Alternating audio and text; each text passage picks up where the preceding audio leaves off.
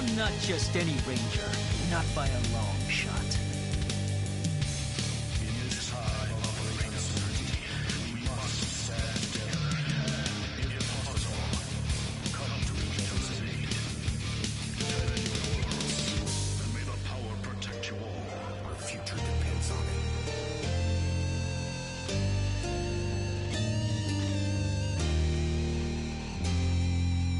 Everyone take a moment and ready yourselves.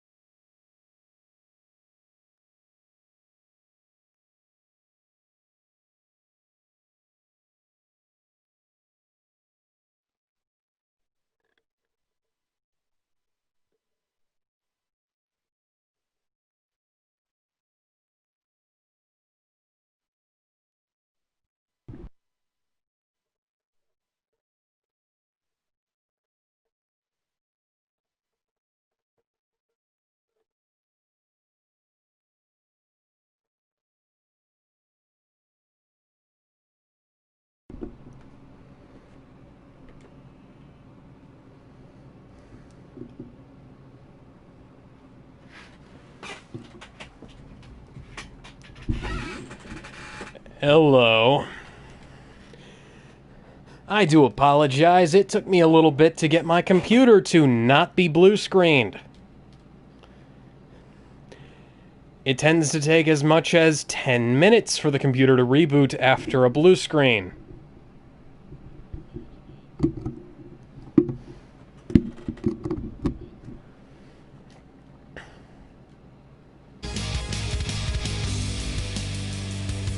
There's a reason why blue screens suck. Sick. And you just missed Catwoman's last segment. Yeah, he just finished the Catwoman segment. Basically, Harvey stole her things, and well, all she said, well, she wanted to get them back. Right. Pretty much. Yep, disarmed. Okay, so our primary ranger this time is going to be... I don't know if this is supposed to be Jason or Trev Treforia. I think it's Trev Treforia as the Zeo Gold Ranger.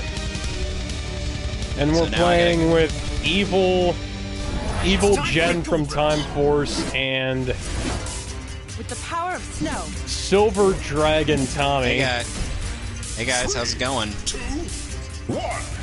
Okay, anytime I hear evil rangers, I think it's Psycho Ranger. I just can't help it. With the old lit by Goldar. No, that's only my Morphin accent. Yeah.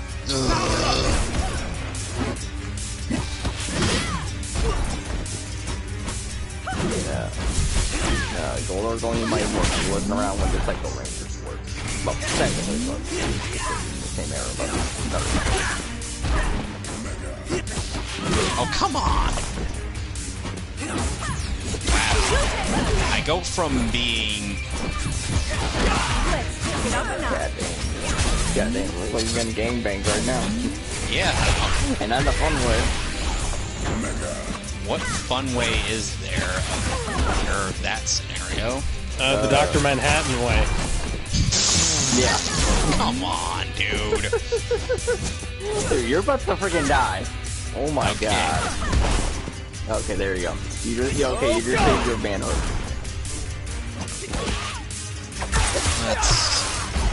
You don't know what I mean by your manhood, right?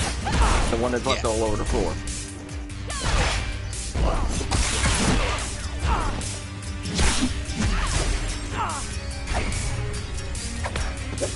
Okay, you are way too quick for a level 1 boss. Or level 1.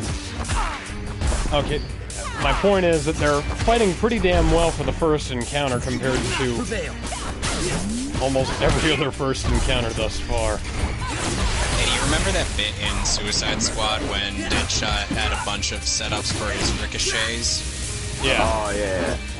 He apparently didn't have that in this game because... You didn't have it in mind for this one? Nope. Made a mistake. Yep.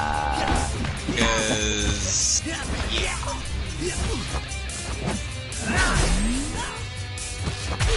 I left a little too much evidence.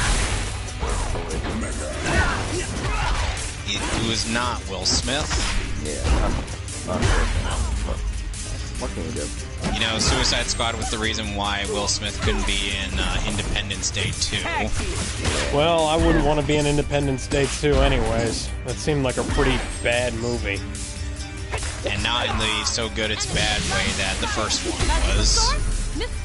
First one was good. It's like you do a sequel that many years later, yeah, it tends to be that. The only one... Hold on, I gotta go save Crispin Freeman again. We've got to work together. Damn. No, I gotta save Crispin Freeman again. Yeah, like I said, political prisoner. How many BTVA credits does he have? Oh, Crispin Freeman? Yeah. I'm gonna be honest, I don't actually pay that much attention to him. I only know him as Alucard, really. Oh, you've got to watch more stuff with him in it. Young Justice also has him play quite a few roles, including every version of Roy Harper. God damn, 321 roles. Yep. Morphin' time. 3, 2, 1, fight!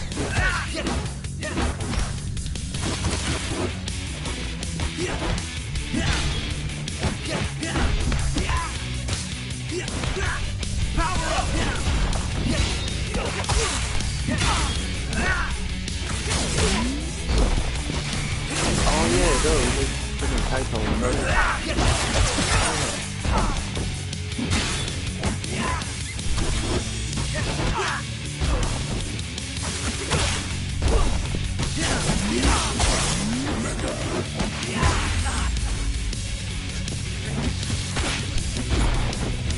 So now we gotta go search the 3 possible locations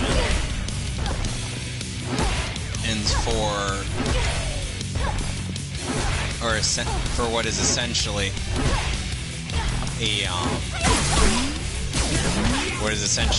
the material used for Deadshot stuff, and Oh, I think I smell some domestic violence coming on here. oh boy,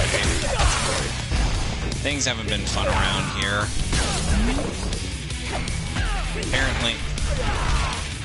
Apparently a Wendy's ended up burning down. Where you guys are? Somewhere around here. Hold on a second.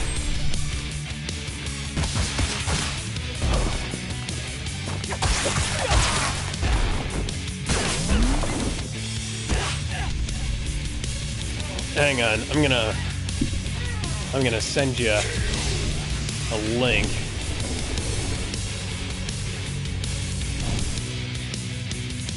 Is it the one in this thumbnail?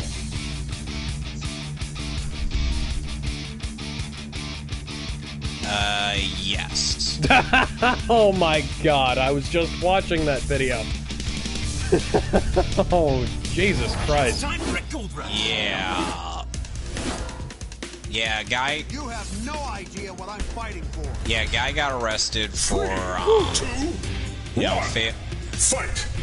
Check turning this out to out. be drunk. Yeah. Yeah, he. So from what I read, the guy passed out drunk in the Wendy's drive-thru, and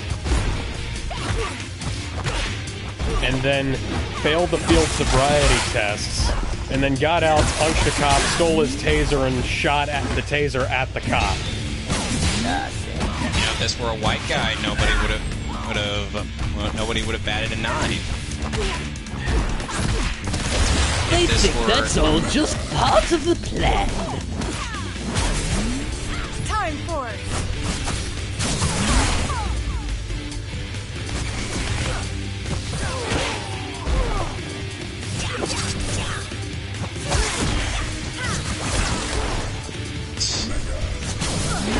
Too many people have posted videos about that.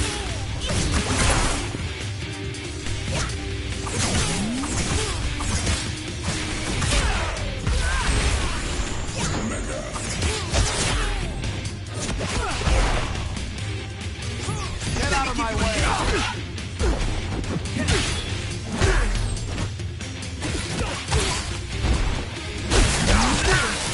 Not gonna happen.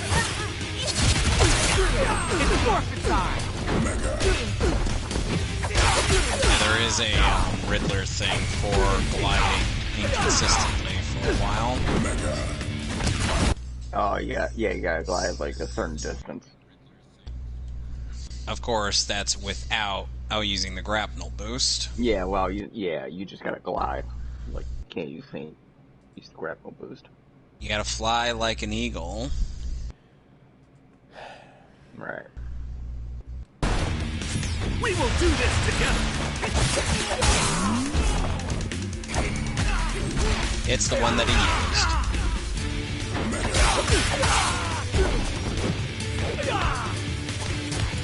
We've got to work together. Give it your best!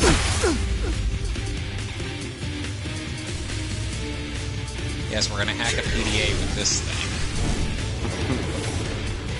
Because that totally works. Probably not that. And it did. How, Considering technology today, it's probably not that hard to hack a PDA.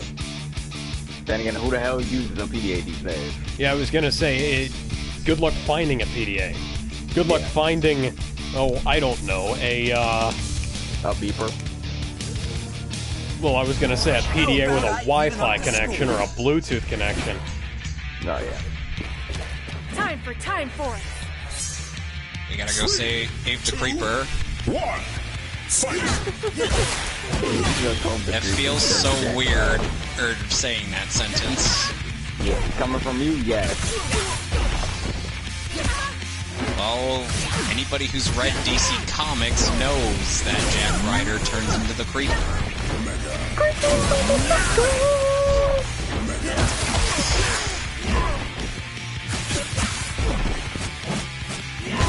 It was funny when he was voiced by Johnny Bravo. Oh, wow. Get up a notch.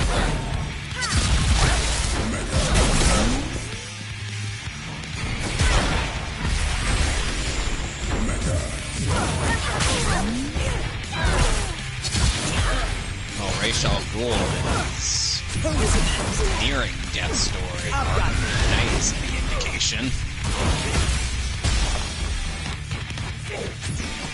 You and I have unfinished business. Come on. Here, tell me you can go to that store and someone just Oh, come on! well aimed fart at him. Football tackle!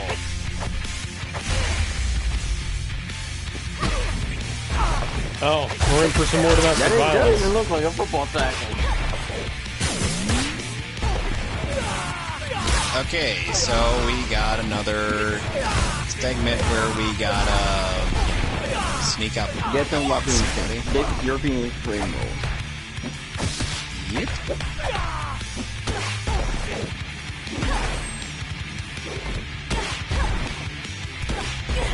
No, it's because you're not Will Smith.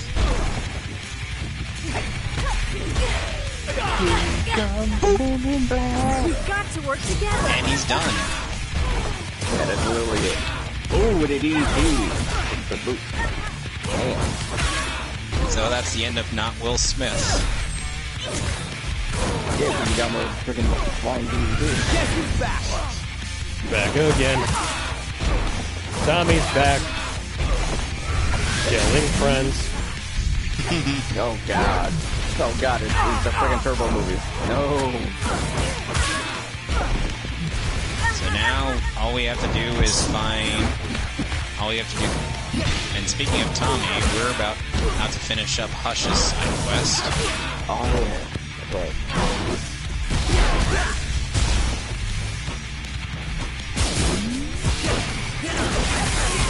Oh, and let me just say that Kevin Conroy sounds a little creepy. He voicing a villain. Oh, okay. You'll see. Of course, the video's already going to get demonetized because as the guy composing this game has claimed copyright for the music. That's awesome. Make sure you check and make sure that it's actually what the claim says, because otherwise you might wind up with somebody who doesn't actually own the music. Oh, you mean like you did? Yes. How the hell that happened? It was for Resident Evil 4. No, it's from Resident Evil 1 on the remake on the GameCube. Really? Really? Yeah. Somebody claimed that I had music from an album that hadn't even been released when the game was new was in the game, and I cited, hang on, the guy who composed this game isn't the person who claimed this music, and that music sounds nothing like this.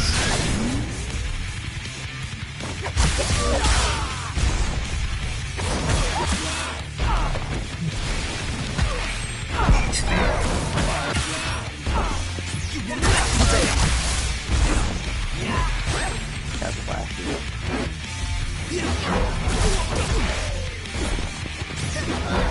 Let's take it up a notch.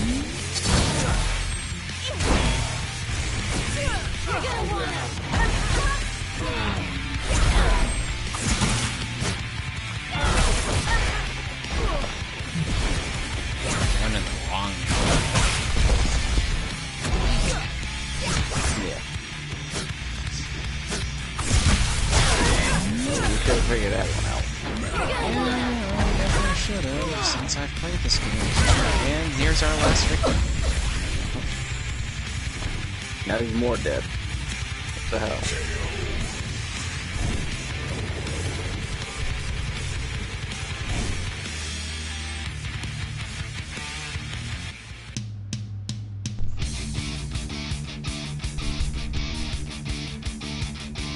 Indeed. It's time for a gold rush. How about I wouldn't use that manga. It got stale after a while. Okay, so we got ourselves a mirror match here. We're about to have a mirror match of our own, known as we follow this bleach trail. Though it's not going to be where the guy is.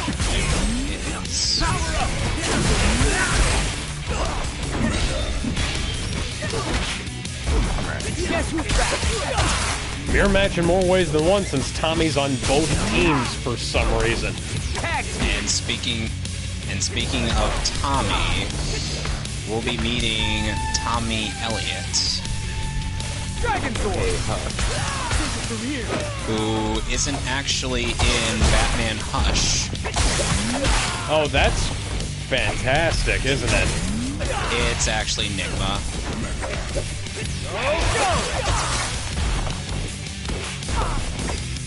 Oh, wow. I am not making that up. That is as stupid as it gets. That is the dumbest thing I've heard since hearing that DC's Endgame was 90 minutes long.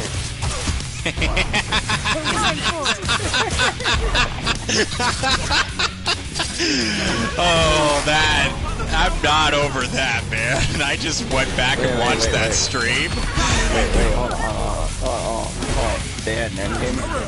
Yeah, it was Justice League Dark Apocalypse War. Basically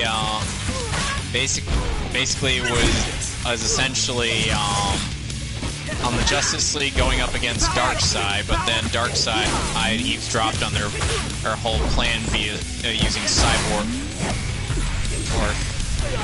and then made parademons spliced with Doomsday's DNA, killed a large portion of the Justice League and the Teen Titans, including one of my favorites, Beast Boy. What the heck, DC Comics? God damn. Do you just have this hatred for a fan favorite?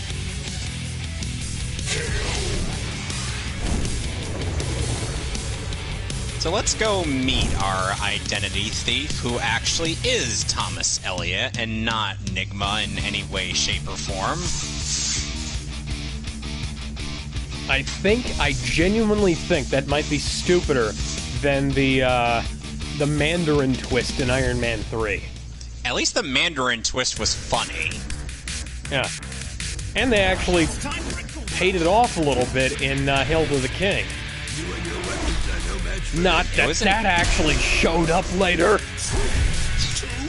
That would have been interesting to see as like a post-credit scene. Well, it was a short film included with Thor of the Dark World on Blu-ray. I actually have the Blu-ray of Thor the Dark World. I have Blu-rays and 4Ks for just about every MCU film. God damn. The early films suffer from a lot of Funimation treatment, i.e. they DNR'd the hell out of them.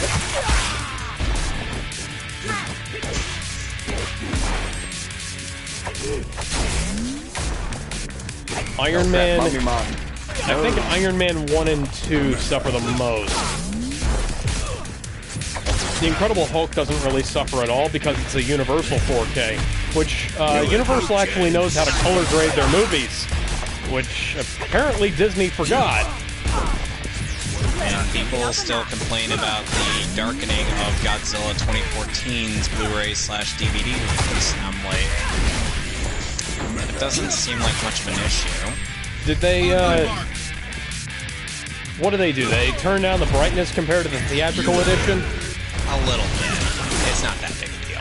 Okay. At least it's not solo. Guess who's back? Because I would have sworn that my 4K Blu-ray that I paid $30 for was actually a, Time out. shitty camera. You paid $30 for a Blu-ray of Solo. For a 4K of Solo.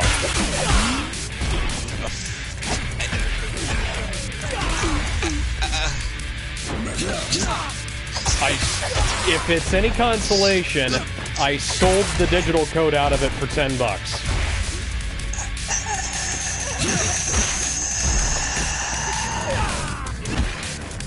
Ugh. What happened?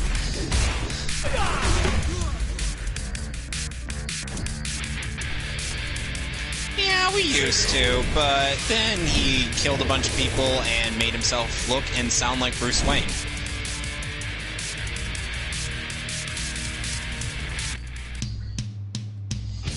Why am I...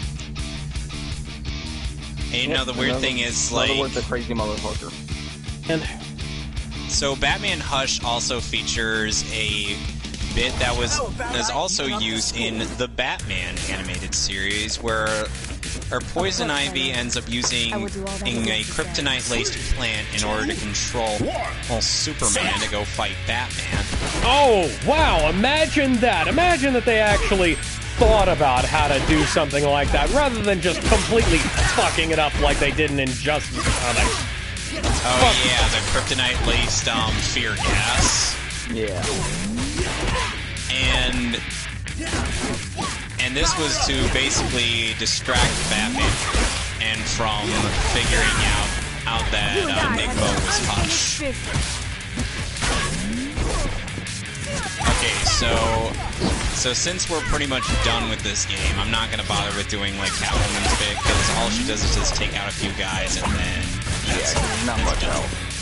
So we're gonna leave the game, and then we're gonna start Harley Quinn's Revenge. It's forfeit time! Oh wow, I get to beat up Kimberly as Tommy a lot in this mode. Spousal abuse, I suppose. Yeah, don't worry, she'll get as good as she gives. Oh, she gives as good as she gets. Okay, so the premise is a couple months after Arkham City, Batman ends up getting captured by Harley. When the cops went in to go try and derail her operation, and so it's up to Tim Drake to help rescue Batman. Because that's totally a real thing that would actually really happen. What part of it is unrealistic? Harley Quinn capturing Batman. Oh, you're about to see how stupid it is.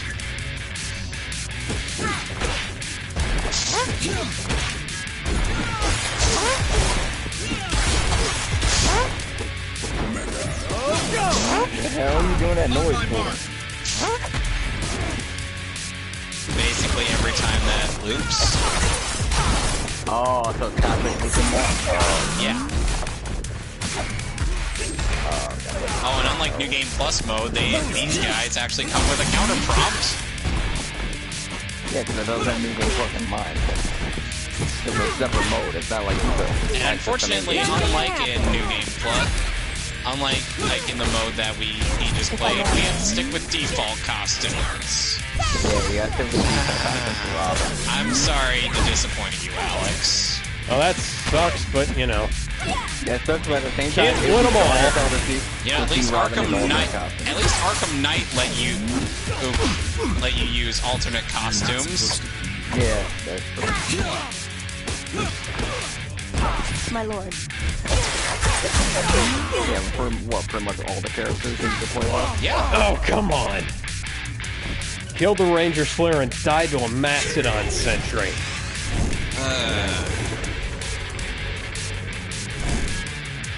You know, I'm surprised that you don't find Tim Drake coming to rescue Batman to be slightly unrealistic. Oh, I do. It's just there's other stupid going on here. Alright. If I may. Take it up a notch. Besides everything I have told you so far. No, my main stupid was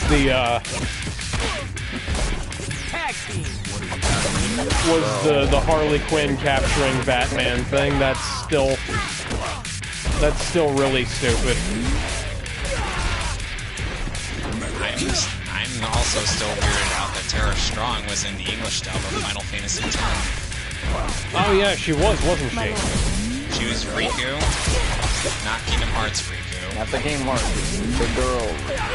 Boy, could they not maybe, I don't know, pick some different names between these connected franchises? No, one's got some K's and one has one. Well, funnily enough, of the character, I know they're not funnily enough, female Riku, that Riku is also in Kingdom Hearts 2. Yeah, that was what I was saying. And she, Yuna, and Pain are apparently little picture. Yeah, for some reason. Probably data limitations, I'm guessing. And they're in their Final Fantasy X-2 outfits. Makes sense, because that's the game they were teamed up together. And Tidus and Waka are also in this franchise. Yeah. Because remember, Kingdom Hearts 1 came out like what? How long? Like around 10? Oh, and let's not forget the fact that Selphie from Final Fantasy VIII is also in this franchise. As a small little girl. Oh, and Squall is also in that game.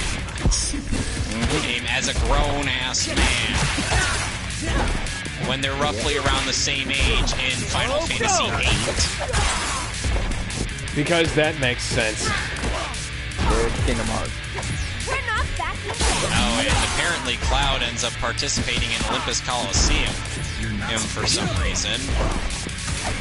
And dressed up in Vincent's getup, because Vincent was originally supposed to be in Kingdom Hearts 1, but then they decided, let's graft all of his personality traits onto Cloud. And thus Emo Cloud was born.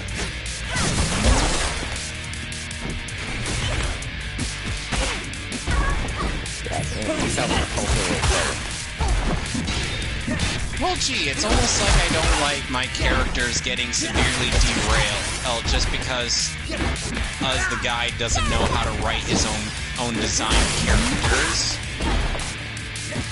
You know, you're starting to sound a lot like me whenever I watch a Kamen Rider crossover movie. Like, considering our very eerily similar vocal range, that would not surprise me. Yep. I say eerily similar because it's a scenario very similar to when I first watched Fate Zero in English. Hearing Mark Drayson, voice of Guts, and Poor Kid Zoro, alongside Crispin Freeman, and aka Alucard, let's just say it's weird hearing them together in the same room. And you know something? They're in the same room a lot in Fate Zero. Because they're allies. That sounds like bad casting to me. It's actually just a little bit. Not really, considering it's actually one of their better dubs. Huh. Did the voices don't sound that similar then, huh? Not that similar. Okay. So we're not. At least I can tell. I at least can tell the subtle differences between the two. Okay, so we're not talking like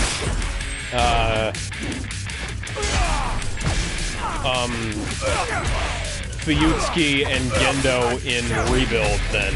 Yeah, where Ken Williams and John Swasey have eerily similar voices to the point where it's barely indifferent. And the thing is that it's not like there's 40 years between the two of them. Crispin Freeman and Mark Drayson do have very different tones despite their similar vocal range, but the thing is like at the very least there is more of a difference. It's unlike Ken Williams and John Swayze, but it's just like, you know, that was just kind of my thing. And you know why that ended up coming up, even though I could tell the difference? Yeah. Someone thought Crispin Freeman voiced Akihiko Kayaba in Sword Art Online. Have been warned. He actually had to state outright on Twitter that no, he didn't, because Sword Art Online's recorded at Bang Zoom. Yeah, it's a Bang Zoom Studiopolis. So basically, he ended up saying that, and then someone found out that it was Mark Drayson, and even I could tell it's Mark Drayson since I know his vocal range. Since I know what his voice sounds like very easily. You just don't learn.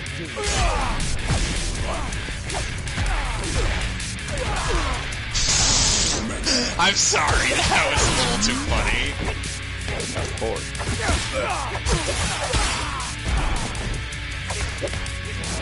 Okay, what are our thoughts on Tim Drake? Pretty good character. Tends to get underused and forgotten about.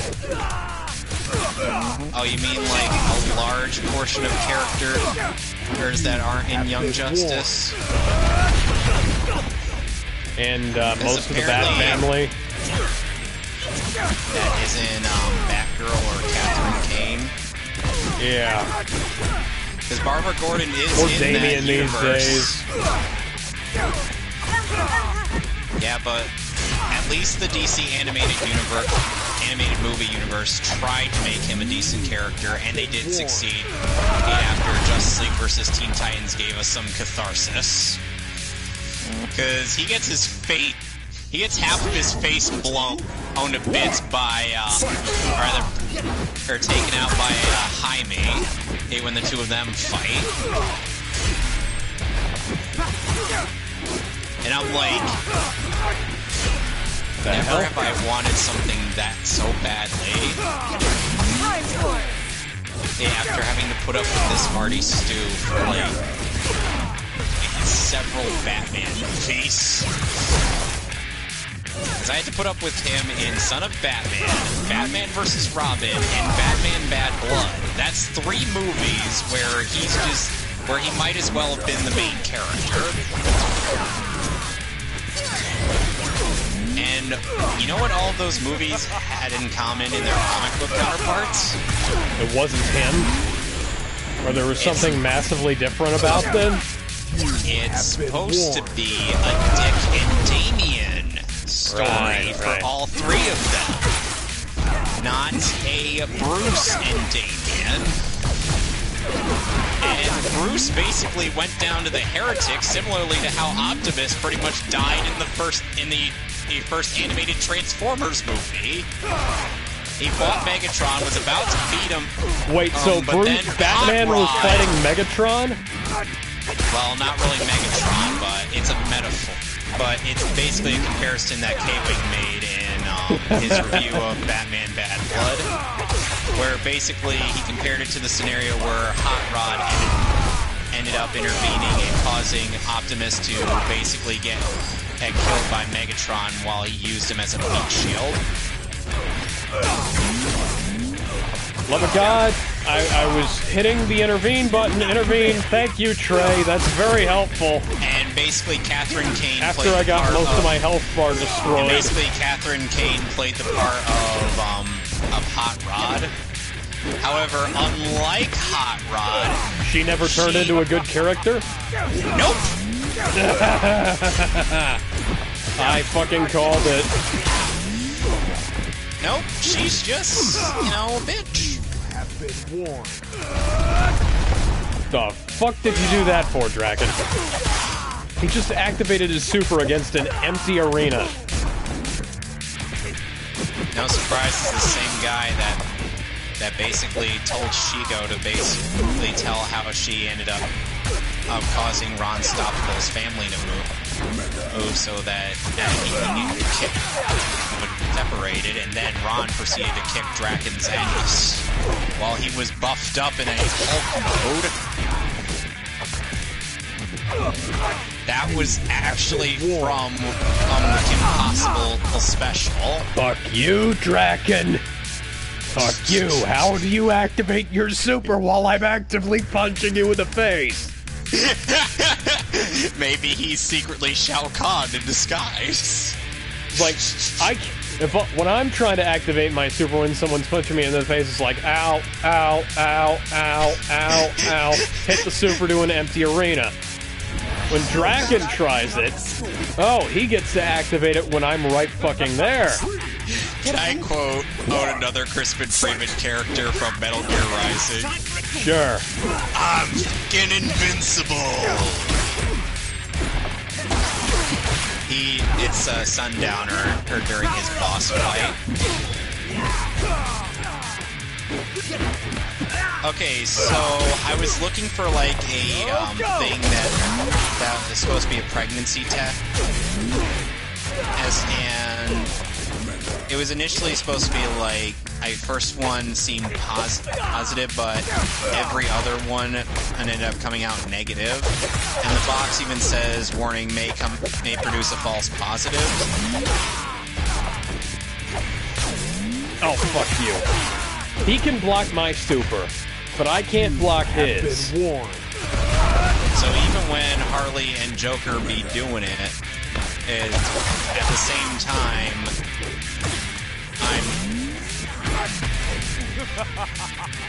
We've got to work together. Come on. So, you know, want to know something interesting about some scenario I had planned out for Justice League Dark Apocalypse War? Sure. So basically, it's like a lot of the Justice. There would be a lot more leaguers. There would be a lot more establishment, of course, because seriously, the Justice League and the Titans guys, you can do other things like establish that there were other things. So Superman, so it would basically be based a bit more on, in terms of like how many people are on this league. The numbers would be somewhat on par with like Bruce Timm's Justice League in Unlimited. That makes sense. So the body count would still be relatively high, but Batman would actually bring the Hellbat suit to this whole shindig. I think I would actually have an established bit where the Hellbat suit would be made and whatnot, just to basically combat anything just based on like Why how, was Kim's death sound played over Draken's death? I don't know. That doesn't make any sense. Anyway, so basically, and they'd also get some kind of warning about a eventual plan for an invasion from Orion, and thus establishing the new gods.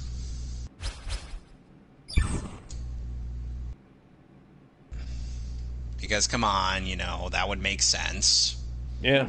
Let's actually have the new gods in here so that at the very least we get Highfather in on this and have something reasonable to protect the Earth and not just Lex Luthor and the Suicide Squad. 3, 2, 1. That infuriated me to no end. And so it's like a large portion of the Leaguers would end up getting taken out during this invasion, because yes, I still would plan to have a decent body count on this whole shindig. And the invasion would actually be a large portion, and of this would actually be like part 1 of this movie, with it ending basically on like the remaining Titans on Earth. What the hell was that? Earth. Oh my god, a putty Earth patroller after, just ran across the screen and I didn't even know how to summon them. After the Parademons get narrowly stopped by combined efforts of some magic leaguers and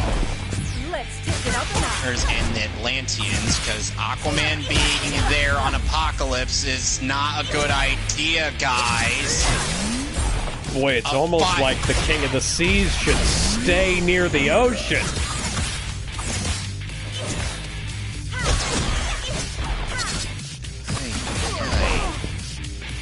But, of course, in that movie, Aquaman gets bisected by Darkseid's Omega beams.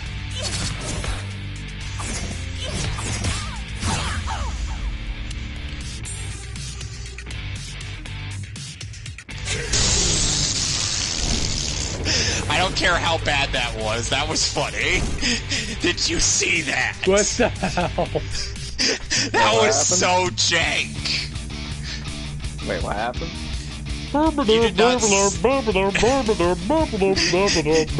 not see how janked that was, Fran. I think I missed it. What the heck happened? So basically, it's like the Leaguers end up fighting the hard fight. A lot of them are getting their collective asses kicked. Superman. No, I'm talking about the freaking jank moment. Freaking still disgusting. Sorry. Alright, basically I tried hooking a backclawing a bad guy towards me, and essentially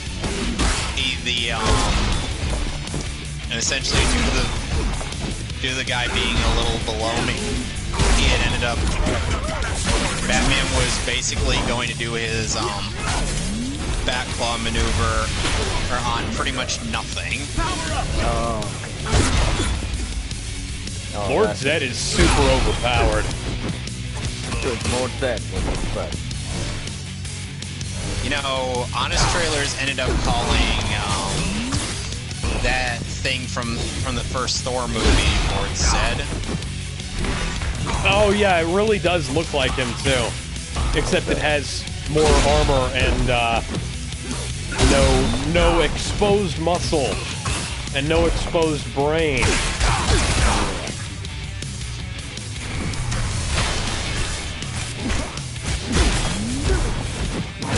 So, anyway, getting back to what I was talking about earlier. So then it's like, Jaime's also there since I'm going a bit off of what Alex was suggesting for his version of like a DC animated universe. And essentially, Jaime's trying to get Cyborg or to get out of there since you know the Titans still need him, and he knows that Darkseid could probably use him. Oh my god, I just activated my super, and Trini activated her super in the middle of my super. And her super overrode my super. Why? Because she's a strong, independent woman who don't need no man. Well, clearly she needs a dragon suit of some kind. Who doesn't? Anyway,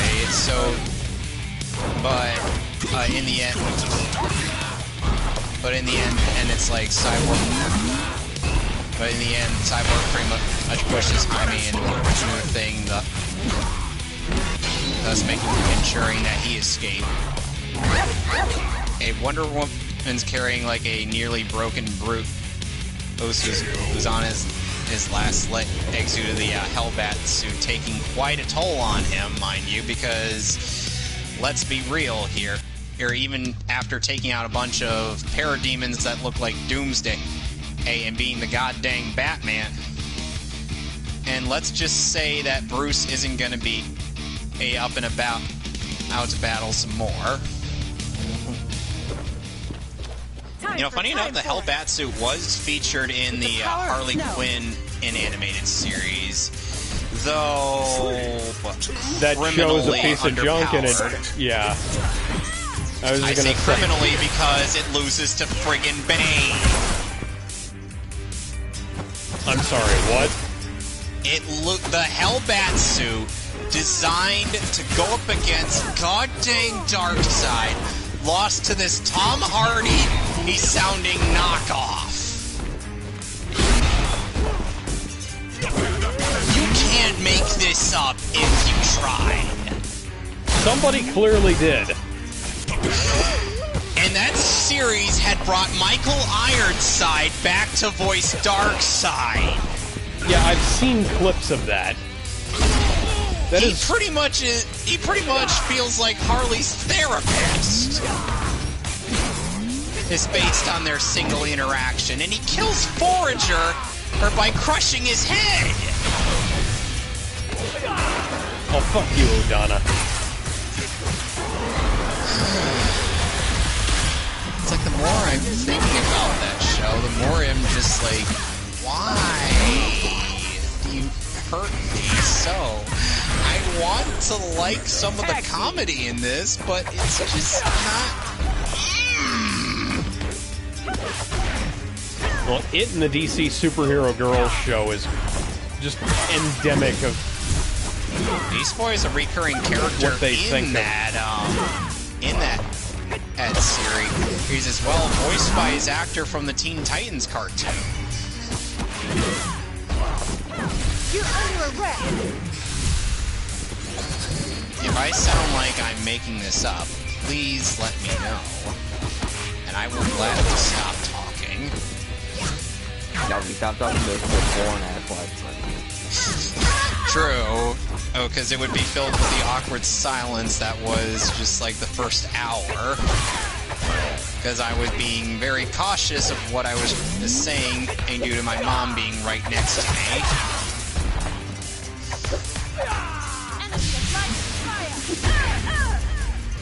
Now I just have to deal with evil me, and we'll be done.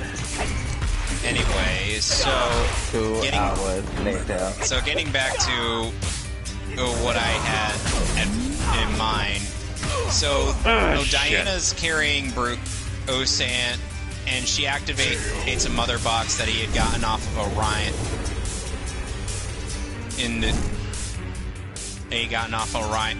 Just as a insurance in case things go south, which, as the scenario I suggested, it does go south.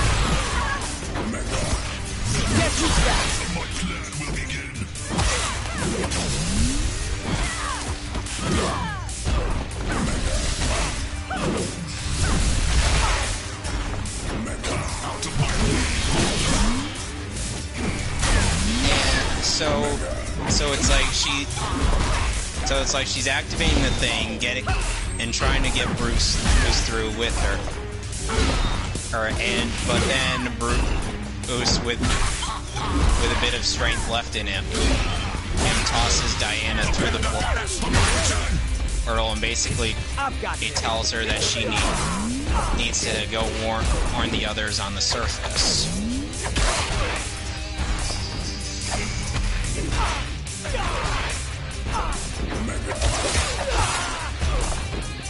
Just let me know if it starts to sound stupid. No, I've heard worse. You're doing all right, man. I am very open to constructive criticism, as I'm sure you're aware. We've got to work together.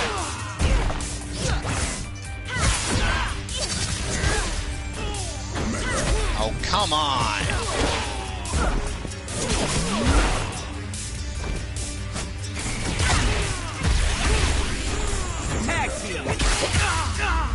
That guy was surrounded by a bunch of dudes. That is not something. And Superman's having like a bit of a duel of fates, if you will, with big bad Darkseid himself. But Darkseid basically he flexes his power by humiliating the Man of Steel, despite him demonstrating his newly acquired power after his newfound strength after a recovery from unlike his fight with Doomsday.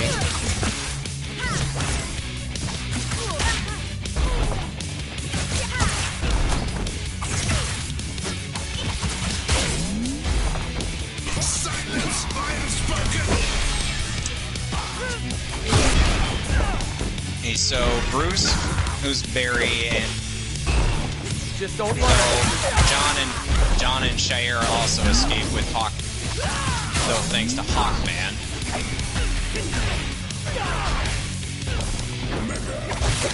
And then Hawkman kind of tells Hal, or not Hal, John, take care of her for me.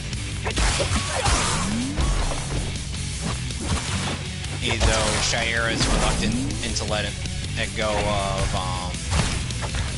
Hawkman, and John knows that it's for the best that they do.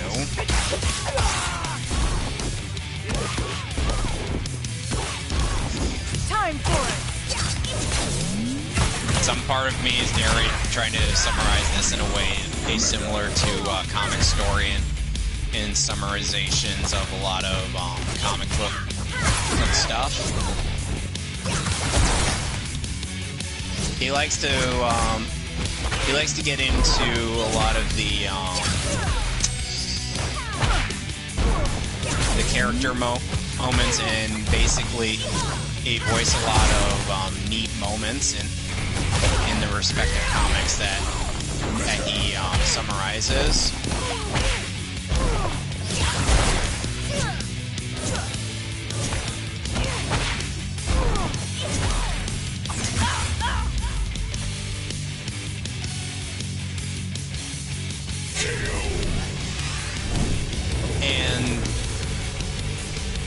And so basically, at least Hal also assists in escaping with John, to inform like Kyle Rayner, like, hey, we kind of messed up and we may need to prepare some defenses for later.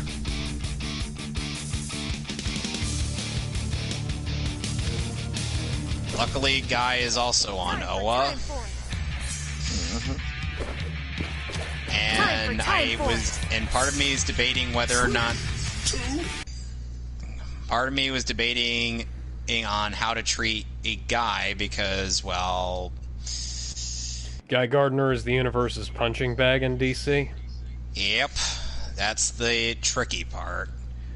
That was the tricky part, so I was kind of just leaving that bit alone until I actually discussed it with you, Alex. And,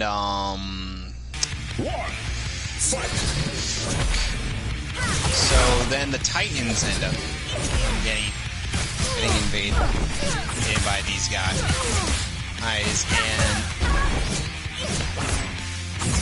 it's like a lot of them go down. Wally ends up getting beaten down, but not killed, although he's forced to watch as they tear into Bumblebee.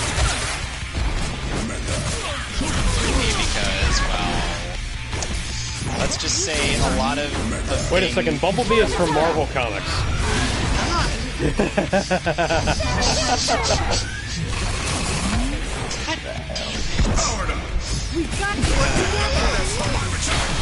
There's a character in DC named Bumblebee. I know. I'm explaining to Fran, and I know you're messing around because I also kind of wanted to establish that Wally and Bumblebee were kind of a thing. Wasn't sure of their relationship in the comics, but yeah. And no, Wally's not black in this continuity. He's a redhead. That was an interesting decision, to say the least. Not a bad decision, just an interesting one.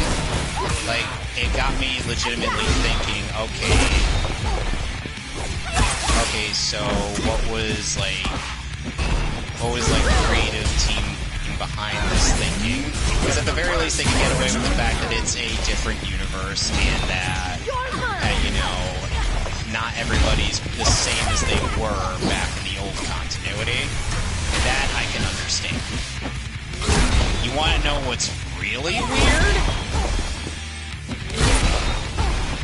They in Justice League Dark Apocalypse War, in Wally West's brief appearance before he dies, he ends up suddenly having a different color. He suddenly is looking a lot darker than he was in Teen Titans Judas Contract. That's very strange. By that I mean they literally he turned him into the Black Wally from the new 52/Rebirth. That's a different character, though. Yeah, it is. That's not Bart Allen. That's Wally West, apparently. I don't know why they suddenly decided to do a race lift with him, but it's a thing that happened. I don't know why it happened, but it did.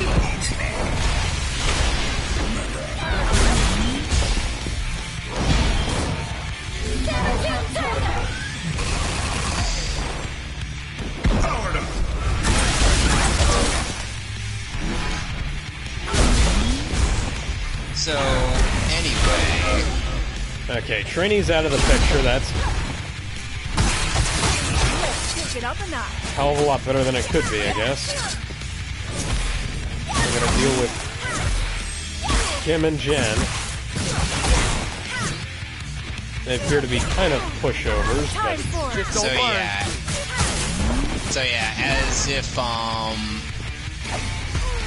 Wally being forced to watch as the Paradooms kill Bumblebee isn't enough, the Paradooms don't kill him because Darkseid has darker plans. So they take him, but a lot of the there are a decent amount of Titans end up getting taken out, but leaving Beast Boy, Raven, then Starfire, Nightwing, Damian, and Superboy all continue to fight for a final stand, but then Aquaman and the Atlanteans show up as well as Donna Troy and the Amazon, and then eventually the New Gods show up to help out. Thanks to the man.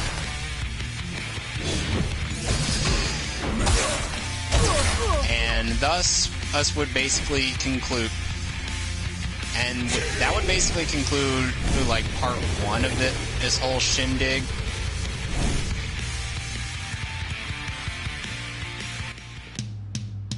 And the bat is water soluble.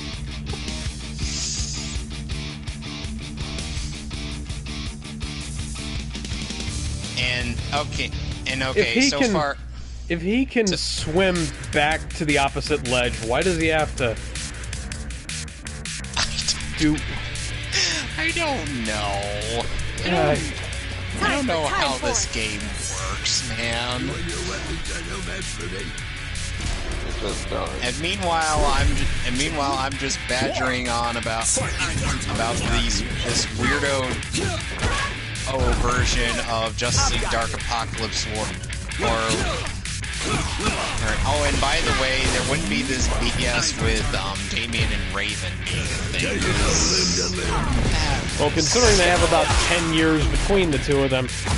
Except in this continuity, fuck this continuity. Where Raven is just like a few years older than him.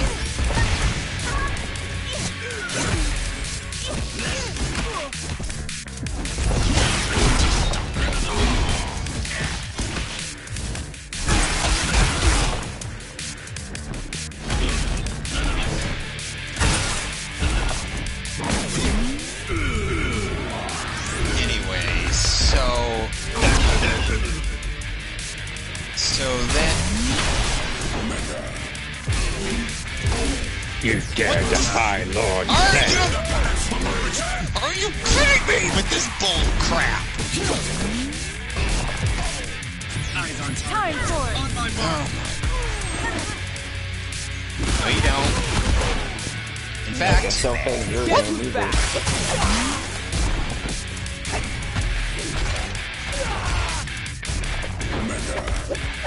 What no, the? you stayed at home. I just yeeted that guy off the edge. Yeah, oh, but this And we're done with this segment.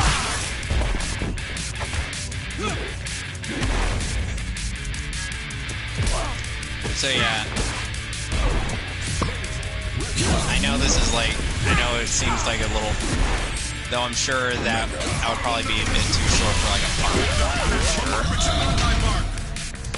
And Batman's out.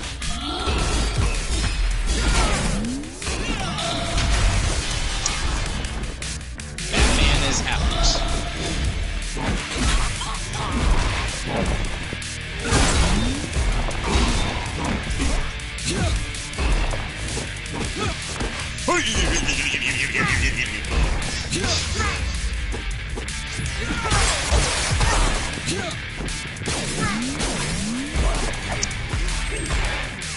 So, as I said, Batman is out. yeah, you know, a lot of things the utility belt with him.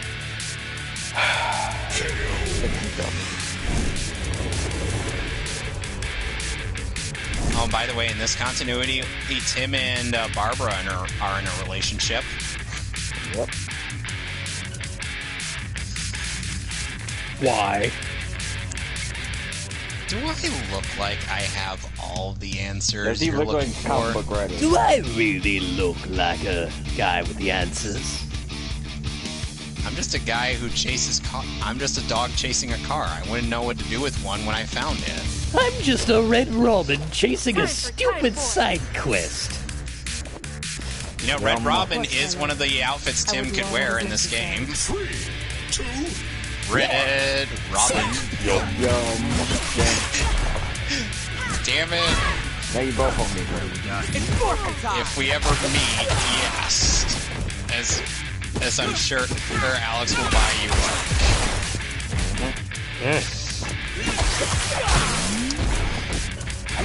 I would just offer a non-alcoholic one because I'm just like that. Oh, and Troy Baker also voices Tim as well as Two-Face. And then he voices the Joker in the Origins.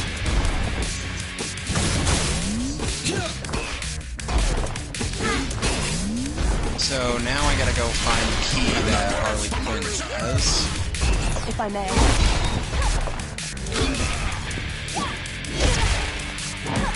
Dude.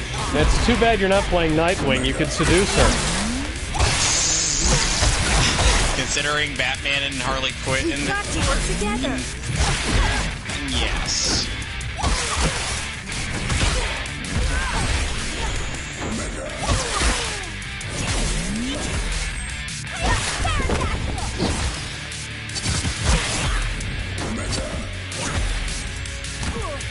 I literally just opened a door and walked in the room.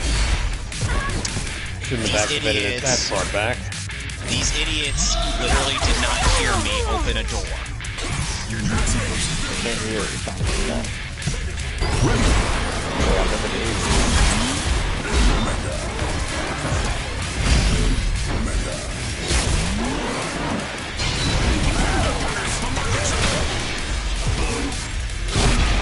I've got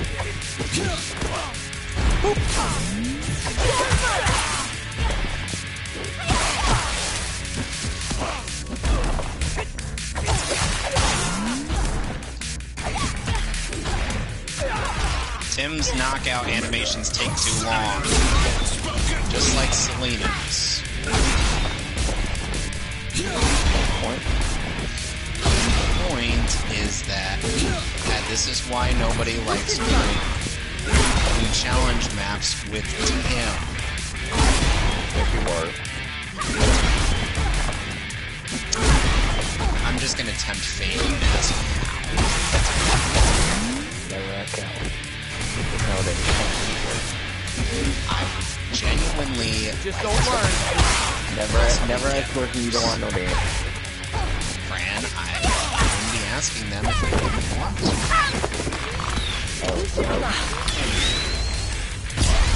You're not supposed to be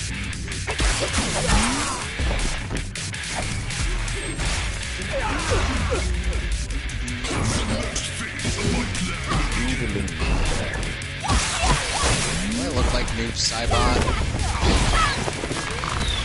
The one that doesn't have the ridiculous Dr. Claw voice? Next time, Gadget. Next time. I'll get you next time, Kuai Liang. Next time. Next time.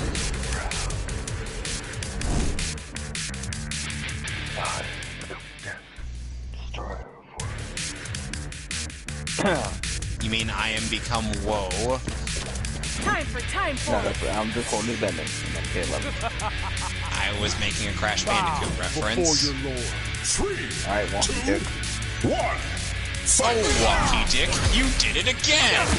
You beat up Tim Drake!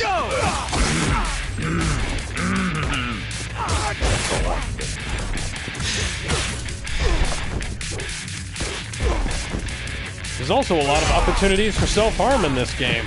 I can imagine. So, anyway.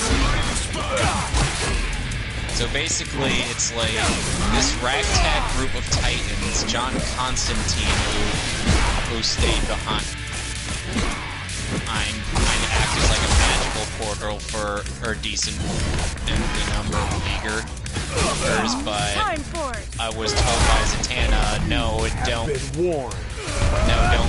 don't save me, for some reason, and which I would presume, which I would probably explain later. I would try to think of a decent reason why Zatanna would tell John not to save her.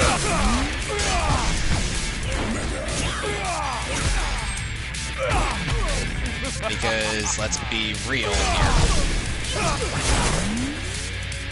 Sometimes not all of us think that far in advance. Get what I mean?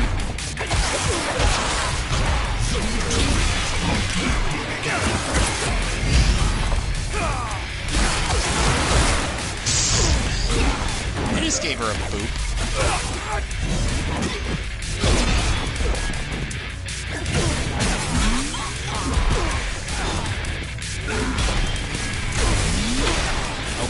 Excuse me. Guys, your lady friend is being very rude. I would appreciate it if, you know, Guess who's back? y'all could tell. I hurt myself today to save the world from an evil me. I've listened to this song once when it was sung by Trent Reznor and David Bowie. What? I would like to know the answer to that question too. Where on earth?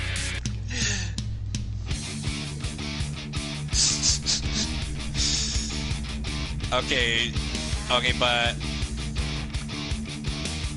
would I presume that the logical reason for her, for Zatanna asking John not to save her would be the whole "oh, it's too late for me" thing? Yeah, that might work. Okay, then that was something I kind of thought of on the fly.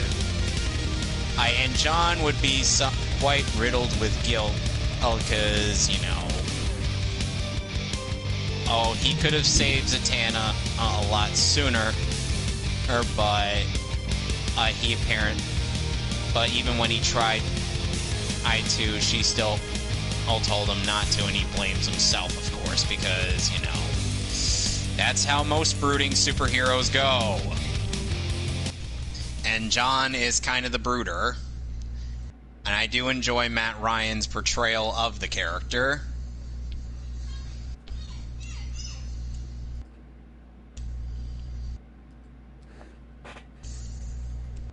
Ah, you bitch.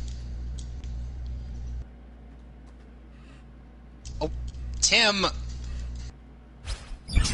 Okay, Harley's out. Now we just gotta take care of the rest of her bouncers. Oh, wow. Then again, considering it's Harley, that's not hard to do. I'm surprised I managed to go through this section without dying, because usually I end up having a hard time with this segment, and Alden was able to do it easily. Don't jinx it, bro. Oh, I got a trophy. Neat.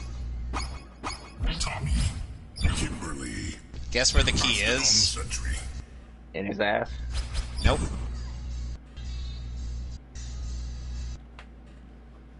Soup!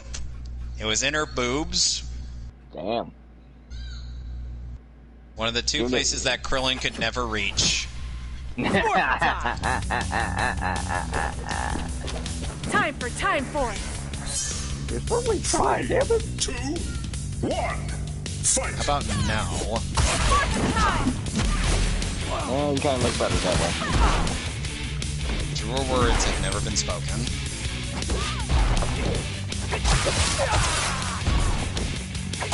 So basically the ragtag team of Titans that I ended up establishing and kind of ended up having to wander around and whatnot.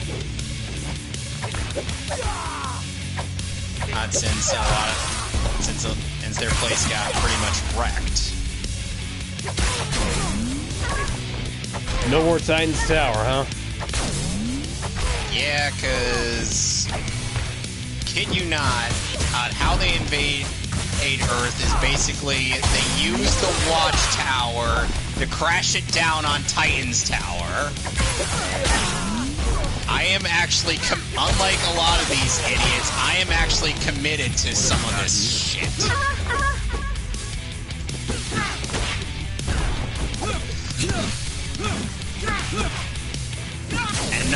And I feel like none of the writers of that movie were committed to anything other than filling up a body count.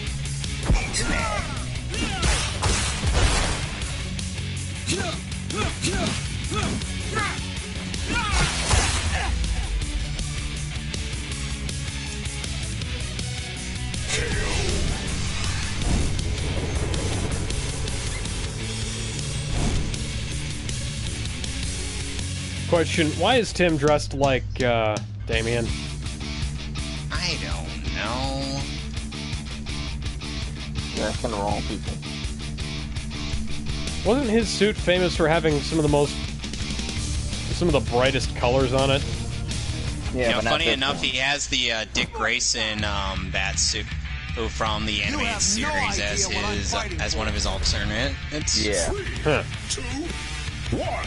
And Dick has his animated series Nightwing outfit as one of his alternates. Yep. And his runs are all done by Quentin Flynn. Yep.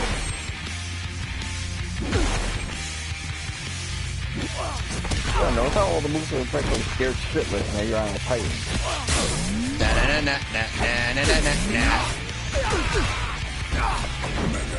I know, not that kind of Titan, but yeah, it's not that still better than that show's Titans, and which might as well be summarized by Weird Al Yankovic's sports song.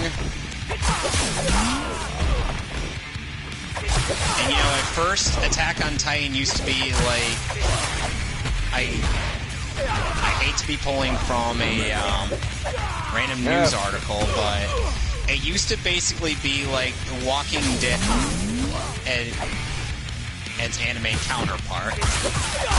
But then it ended up becoming a mecha anime, disguised at a mecha anime plus that. Because let's face it, Eren being able to turn into a Titan is literally a mecha anime. Well, it's also, like, kind of halfway between that and a Super Sentai series, or, well, probably more appropriately, Kamen Rider.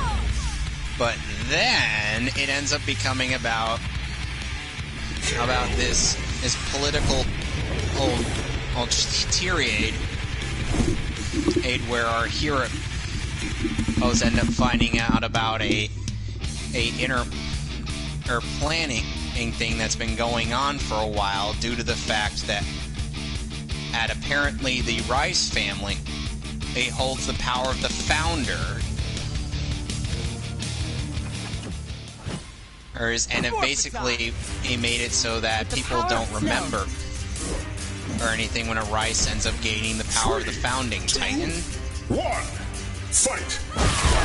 And which is basically how Eren had that ability of the coordinate at the end of season 2.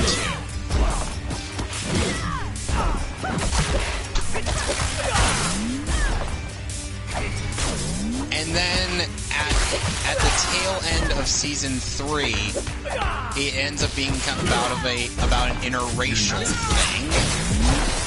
And I'm just like, why can't this series pick a tone and stick with it?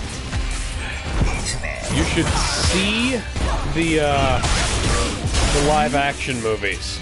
I have heard tales. I have heard they also suck.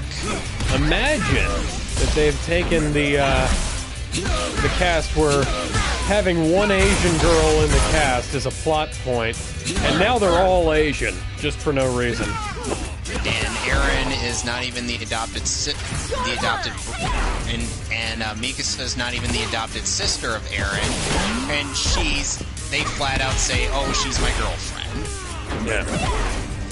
And then they just introduced a bunch of modern weaponry for literally no reason, I think, is what it came down to.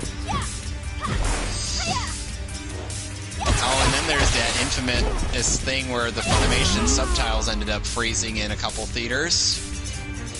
Oh, that's fun, isn't it? Funimation, don't ever change. Did they like not realize that you need to bake those into the video feed for the theatrical version? Because you do. Evidently, they did not.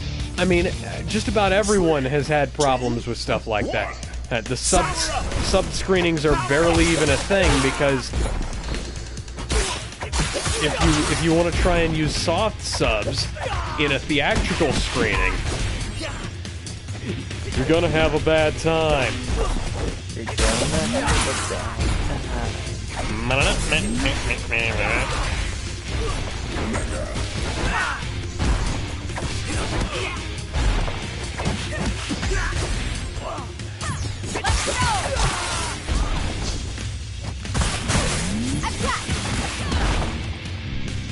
Oh, and and it's like, even though they've kind of staved off the whole Paradoom thing, it's like they're still all kind of sort of there. It's like Darkseid. It's like, okay, I think I might have exhausted a bit of my resources. Perhaps I should. Perhaps I should wait a while before I make more Paradooms.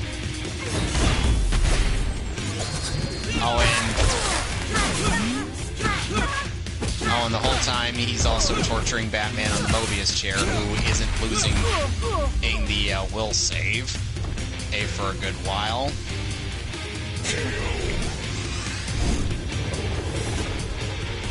Because yes, even worn out, Batman is still the goddamn Batman. Yep. Mentally, he's not beaten. Physically, he might as well be a rag doll at this point. Morphin' time!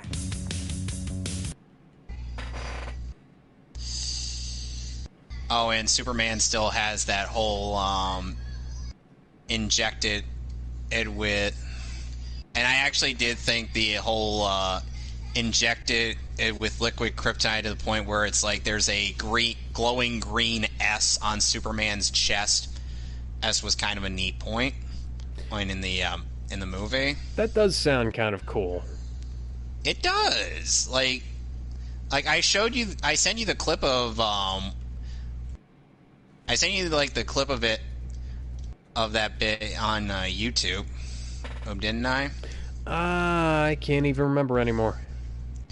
I'm gonna probably look it up and send it to you again so you can see what I mean. Because seriously, holy crap, the Justice League gets royally effed in the A. 3, 2, 1. Oh, and by the way, for the last fight in Batman in Arkham City, it's a Mook Rush. Oh, of course it is. With robots. Of course it is.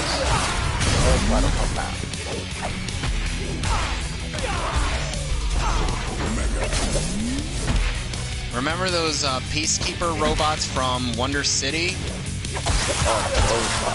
Yep. Oh, and in the background, Harley Quinn is firing at us.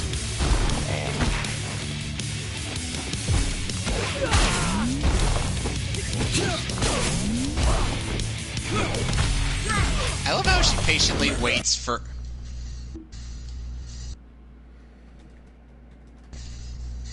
me to finish my special takedown before firing her weapon at me. Yeah, that's a miracle. Which can potentially take out her own allies.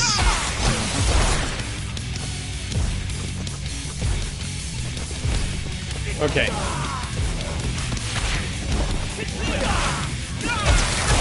You know what would be great, Mastodon Sentry, is if you could aim your fucking gun towards where the opponent is.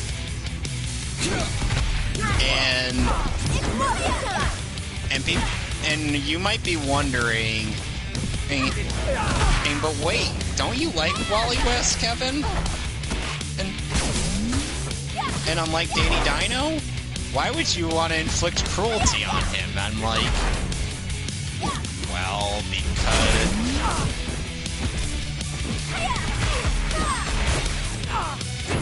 because as if I didn't inflict any form of cruelty on anybody I liked, that would be blatantly unfair. You know, some of the things that I put my characters through might seem a bit unnecessarily cruel, but I always feel like it's better for character development if a character gets their ass kicked over and over again. Yeah, and let's just say a lot of the Titans being massacred. Again, Tommy is using fucking Kimberly's voice clips for that. Why? Just to fuck with you. Now, speaking of why is Harley's hair black? She's in mourning. Well, she's not even a natural blonde, don't forget. Yeah. No, for one, she's not a natural blonde, so that might be her actual hair color for we know. Oh, she's totally gonna kill Batman, you guys. Oh yeah, she's. That's. I'm sorry. That was a tiny fucking knife. Oh no, my only weakness: small knives. How did you know?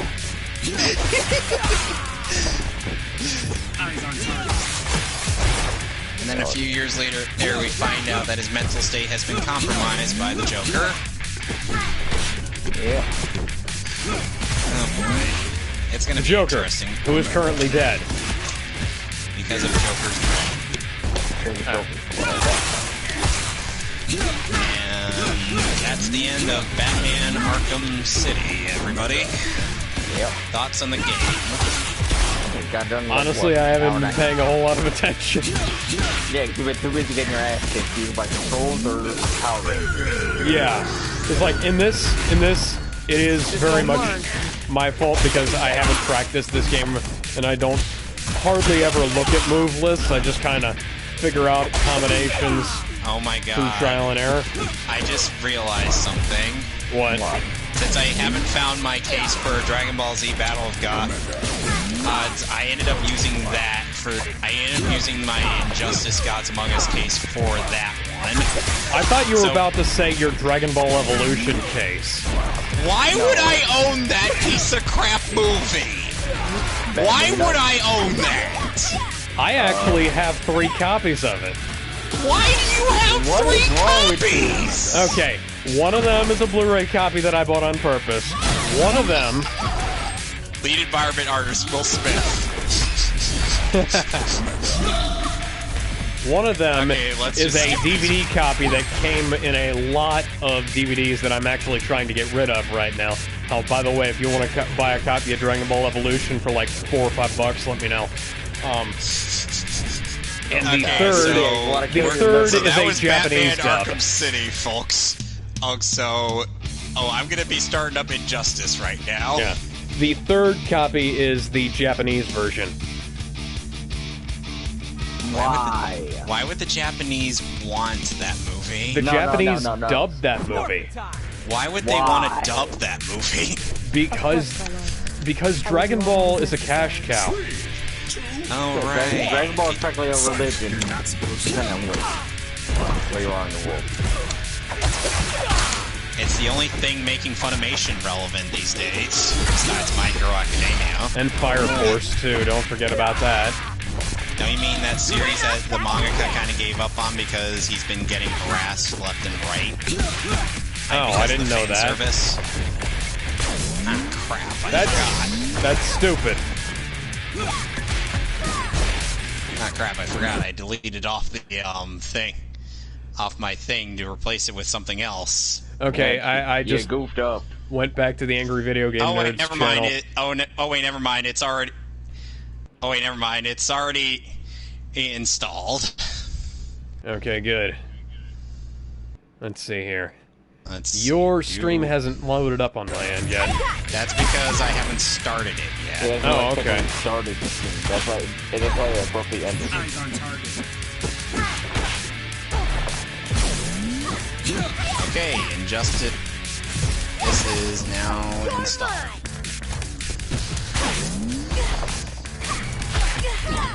So now we go from a action-adventure platforming game to a fighting game.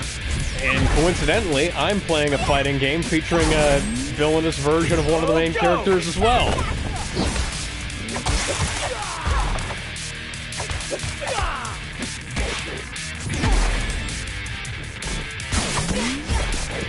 I never did go back and make that other character in DC Universe Online, did I?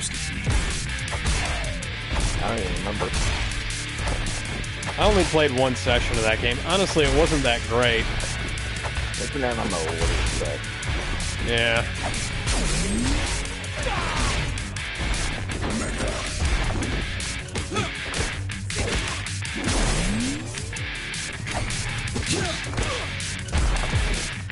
What do we got here?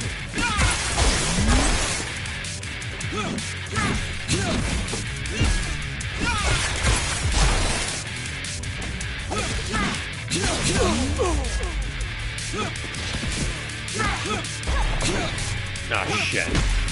Activated my super too soon. I've got this. So we're saying it was became. You're not supposed to.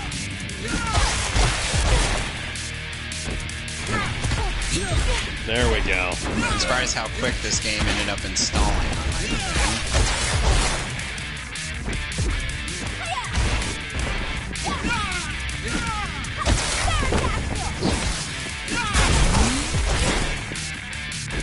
Alright. So, getting into the world of Injustice. Well, which had one of the stupidest prequel comics I'd ever read, and yet somehow that comic keeps getting a lot of praise from a lot of people. A lot of weirdos. Now, I respect some of those weirdos. True. I'm not a fan of that comic story. Okay, Well, it Fran, contradicts the story of the games, doesn't it? Yeah. Yeah.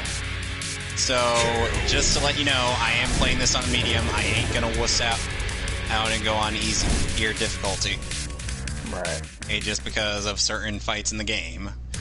Zombie mode, aka Dark Blackest Night. If you think about wrong.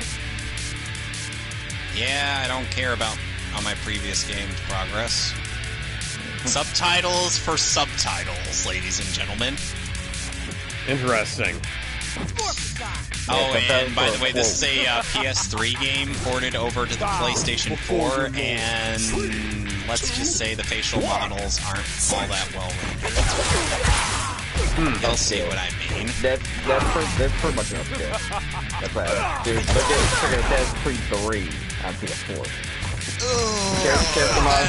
The laziest remaster I have ever seen in my life. This at least is just a straight up port. That one, all the character models look like they popped out of guitar. What game are you talking about, friend? Assassin's Creed 3. Oh. AKA the laziest remaster I have ever seen in my life. It literally does look like the character popped out of guitar. The PS3 can have it.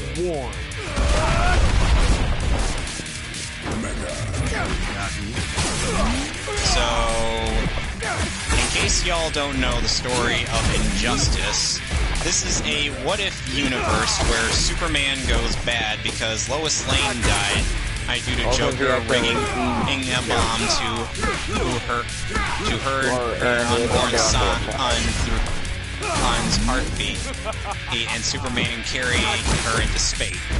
It's because he ended up seeing her as Doomsday due to the kryptonite-laced fear gas. Oh, and Joker in this game is voiced by Richard Epcar. Yep. Reprising his role from Mortal Kombat vs. DC Universe. And I have to say, Epcar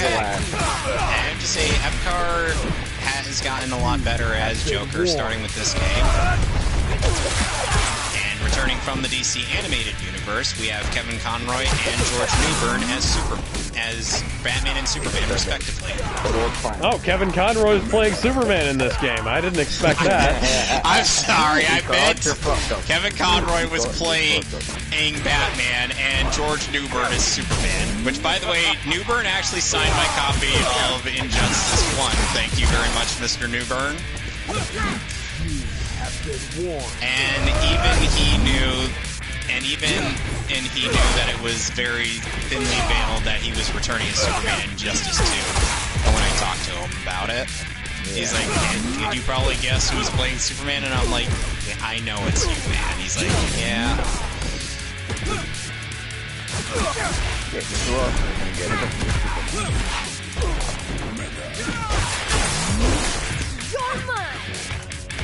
By the way, the cutscenes are rendered in 30 frames per second. The gameplay is rendered in 60 frames. Oh, because that makes sense. That makes a lot of fucking sense, doesn't it? And Superman's about to do a Temple of Doom on him that we don't get to see. That we don't get to see due to this being a T-rated game. Yeah. So, no Kalima.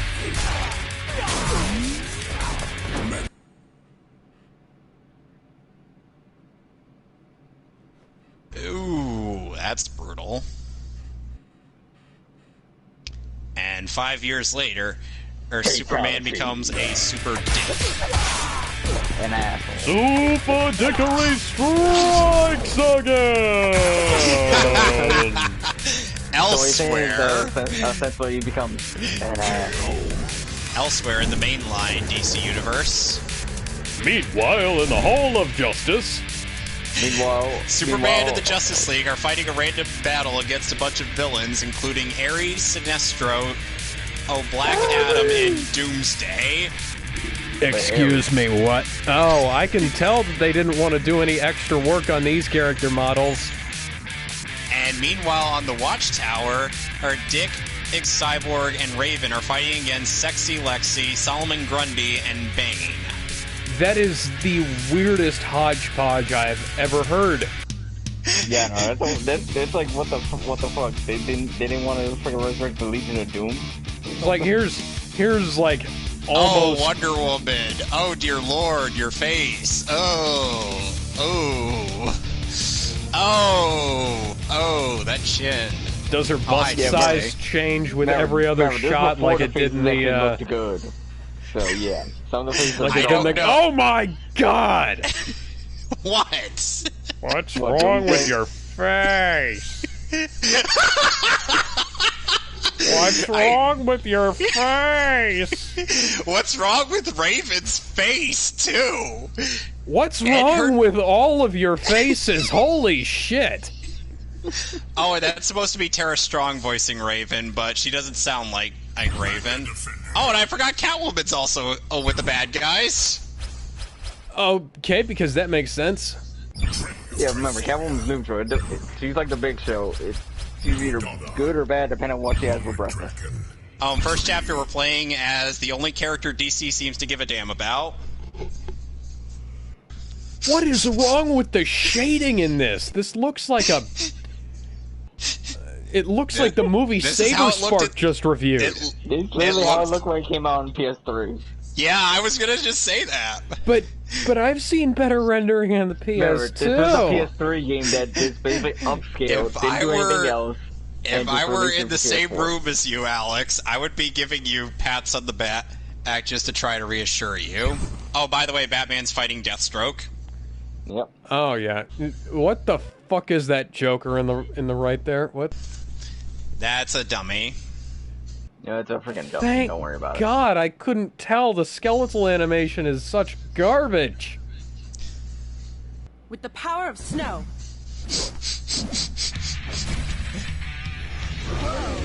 Okay. This should be fun. 3, 2. And suddenly the aspect ratio changed. Oh, of course it did. Because we totally need to be putting things in scope in a video game that's otherwise rendered in 16:9. Oh, come on!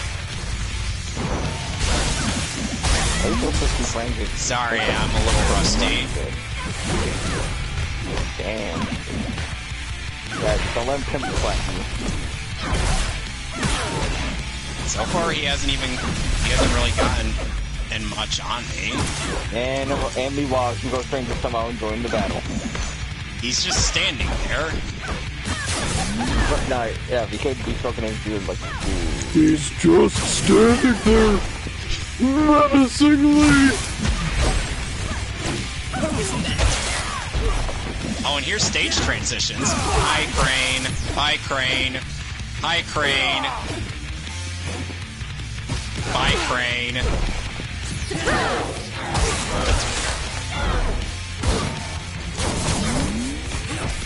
Big advantage.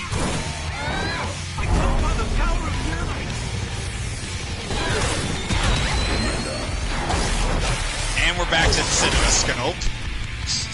So basically you beat him with your meat. Pretty much. Got it.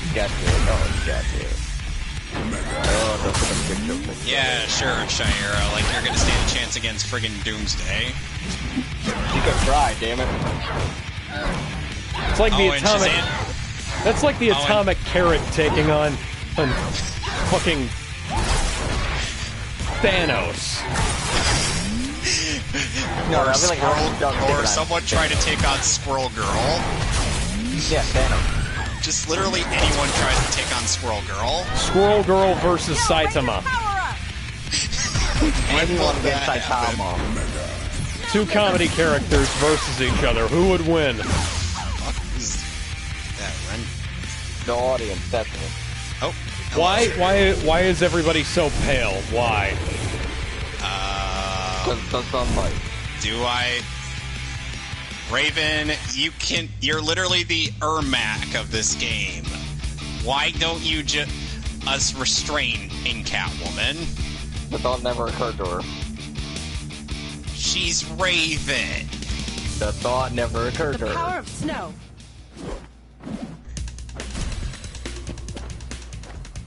SPD. I've waited a long time for this. 3, 2, Finally, one. Raikeki's got the band-aid. Fight.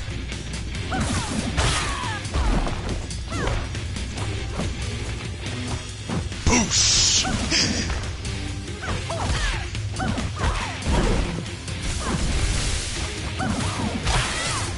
So Sorry, after God knows how long of not playing this game, I am a little rusty.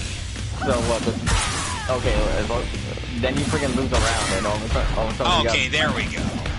all of a sudden you get treated like the equivalent of you drowning in the Angel Island zone. Somehow. Fran, do you want to know what I've been reading in my there is spare no time? rounds in this game. There is no rounds in this game.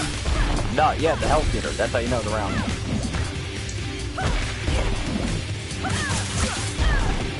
I'm saying you somehow get your ass getting chapter 1. And somehow be the equivalent of you drowning in the Angel Island zone. It's a scenario that happened to Matt in SGB. Yeah, you're playing as Knuckles. Which, who may or might be has to go jump.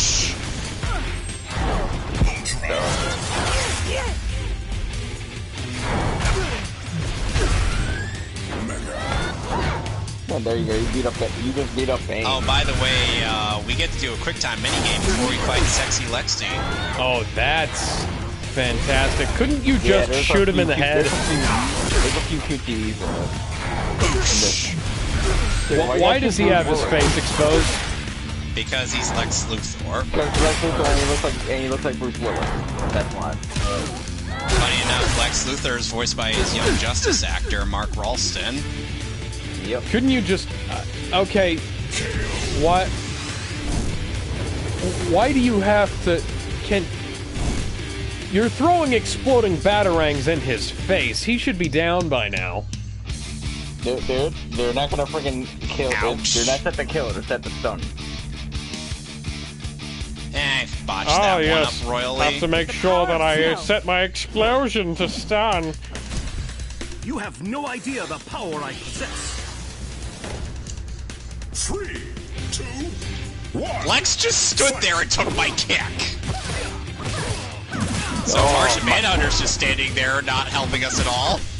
There's not involved. He has nothing to do with and what's his face? That's also in the Justice League animated series is also there, not helping us. Mr. Terrific, that's who it was. He's also in Justice League versus the Fatal Five. The hell is the Fatal Five? Alex, do you want to answer that question? I'm kind of in the middle of something here. He's in the middle of getting his ass kicked. Meanwhile, I'm in the middle of kicking some ass. Draken. There we go. Hold on a sec. Come here.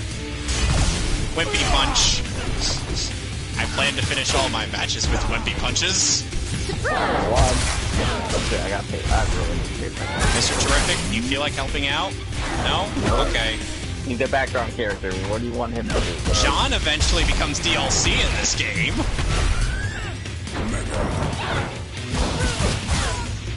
Make sure it's near a black hole. No, he's gonna fucking must reborn himself. Or return from a different You know what was the only surefire way to kill off Doomsday for good? Throw him into a black hole? No, send him to the absolute end of all time.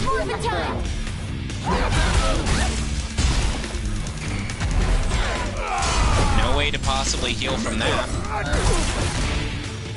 Then he returns to the next game with DLC character. Funny enough, Gary Payton also provides the voice of Doomsday in this game. as well as Cyborg. And Tara Strong's back as Harley Quinn. We're not going to be sticking with this model for a while.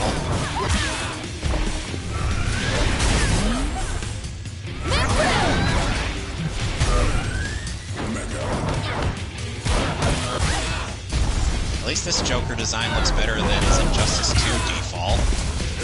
Yeah. We'll get to that when we get there. Oh, I intend to. We've popped up like here we go.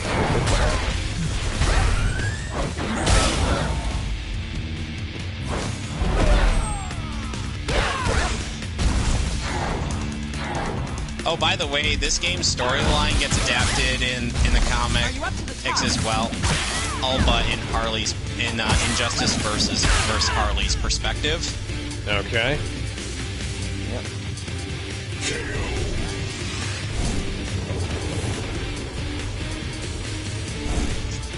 So we get to see quite a bit of what Harley was doing while all the game was going on. Yep. And then we get the Injustice 2 prequel comics. This...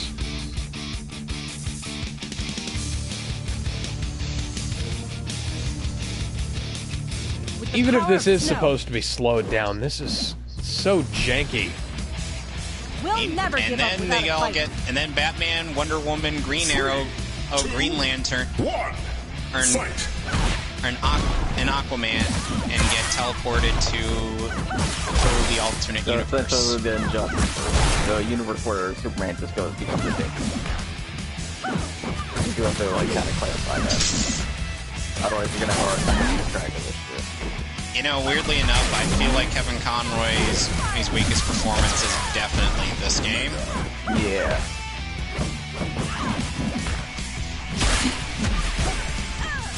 Let me give you a hand. Oh, by the way, watch how stupid this is. Hold on. Come on. You have failed. I'm trying to show off something. Don't you mean... Watch this. Look at this.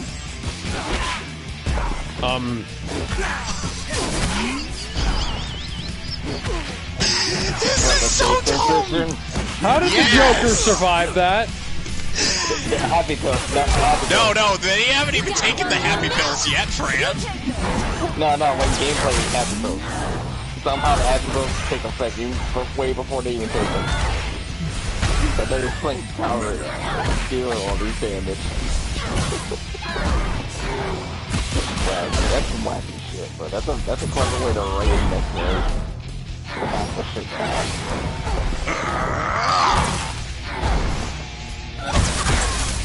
Together as one. Ow. Asshole.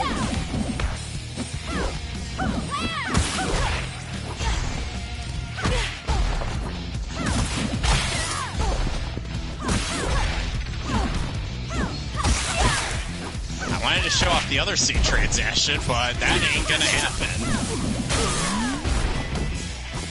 And Batman's chapter comes to an end.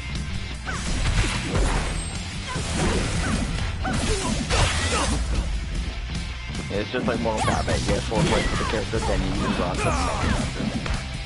Batman gets 2 chapters to himself. Yeah, because that's later. So this is the regime. Well, at least the militia of the regime. Who look a lot like they work for the Umbrella Corporation. Wesker! Alright, which one of them punk? The one that's voiced by Keith Silverstein. Oh, wow. Oh, that's With the power loud of snow. and obnoxious. It's supposed to be. With the power of snow. Why does it have to be loud and obnoxious here? 2, 1. Fight! If it wasn't Ben, hey, it would work. You know, as the ice mage of the group, I should be immune to, or Udana should be immune. When I'm playing as Udana, I should be immune to ice. Yeah, you can take that, but gameplay. Dangerous you are. You're in a poorly rendered video game. My video game is actually rendered better than yours is somehow. Oh, now we're playing as Al. Yeah, pretty minor. How Wonder Woman is voiced by her DC Animated Universe actress, Susan Eisenberg. Engage! Aquaman is voiced by his Young Justice actor, Phil Lamar, who may or may not have been shot in the face. No, he has brains over. Sorry to hear that T-Mobile's down, Mason. Yeah, apparently there's some kind of DDoS thing going on right now.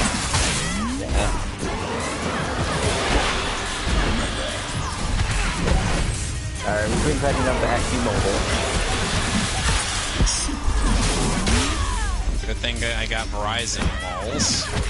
AT&T is also having some issues too, but I think that's mainly the wireless network. Yeah. Al's muscular leg, muscular hamstrings, muscular thighs leading up to the flattest ass I ever saw. He didn't work the glutes that much. That already constantly sat on his asshole, Dad. That's explaining why the glutes are flat. Oh, by the way, Raven and Cyborg in this universe are torturing Deathstroke. Yeah, they're why? Universe. Because they're bad guys. Yeah, they work for Superman. In this universe. You know, I'm liking my version of the Injustice verse a hell of a lot better than this already. I like yours and my versions of a lot of DC stuff more already.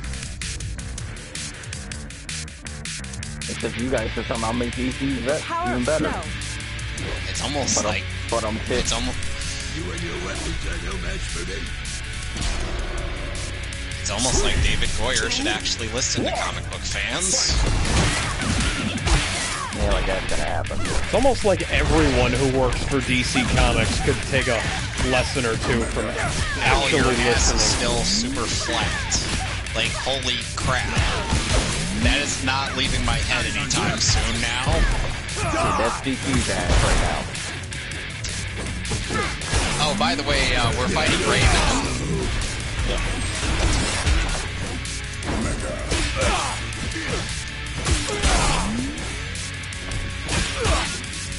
Oh, and like I said, Raven is pretty much the Ermac of this game. Yeah, it makes sense because it wouldn't play style for Raven. You're finished. What do we got? Yeah, but this isn't Mortal Kombat X. You can't use certain moves and freaking fill out a meter like crazy. It's real quick. Oh, and by the way, Alex, your game has better keyframe animation than any of NetherRealm's games. Oh, that's... Wow. odd.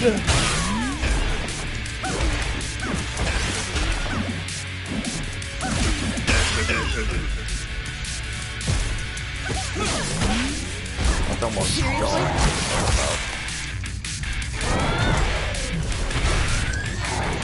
Hell, even Marvel vs. Capcom Infinite has better keyframe animations than this game. That's a low bar. That's a low bar. Not an unreasonable one. Yeah, but it's still a low bar, bro. That's a freaking low ass bar.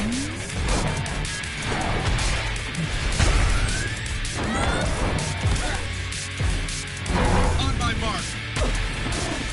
There we go. But you know what's the sad thing, Alex? What? Injustice 1 and Injustice 2 are about as good as NetherRealm storytelling is going to get, because Mortal Kombat...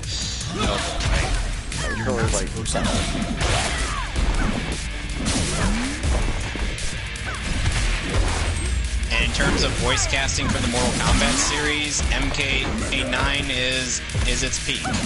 Yeah, because they got Ronda Rousey to play Sonya Blade in MK11, Wait right? till we get to MK11. Fran, you're doing that game because I'm not, because I don't feel like touching in NetherRealm Mortal Kombat. And yet I'm touching NetherRealm DC because they somehow have more... Because NetherRealm somehow has more respect for DC than they do for friggin' Mortal Kombat. We'll get to it when we get to it. DC has some kind of oversight. Mortal Kombat doesn't really. Yeah, because it's not just from another company, so yeah, they respect. No. Poosh. Out of curiosity, do you wanna pull up the version of Injustice that I worked on with you? And we'll just read that out.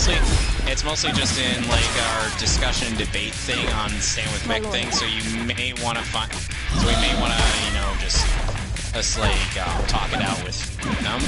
Yeah. Well, I don't really remember, so here's what I'm gonna do. I'll pull it up by searching for it, and then we'll just run through it. Okay. Oh, and now Hal is going to be heading to Gotham City to go fight Sinestro. Mm-hmm. Something that should have happened in the Green Lantern movie. Yeah, we don't talk about that. Well, I don't know what you're talking about. We don't talk about that movie. Oh, and and going back to Troy Baker being in DC stuff, he voices both Dick and Sinestro in this game. Oh, nice.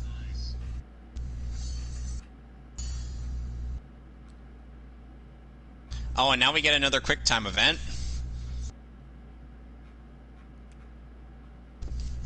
Oh, come on! Okay, so this is kind of extensive, so, scrolling up, scrolling up. There's quite a few QTEs, like I said.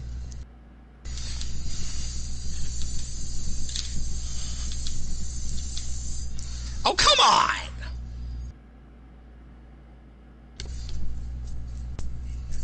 Throws a bus at him.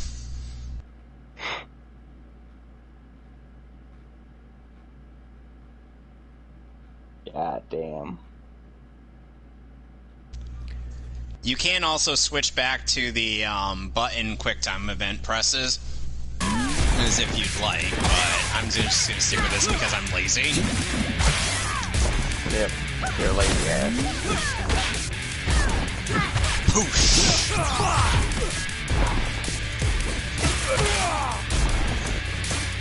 By the way, this game has a weird thing with its flying character. Due to the fact that apparently the flying characters have like little to no torque to their movements. Okay. And there's quite a sizable amount of the cast that does fly in this and Injustice 2. So imagine that jarring lack of torque on literally a significant portion of this game's cast.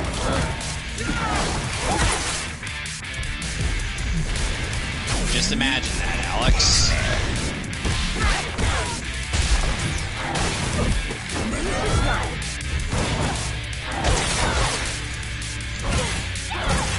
Poosh!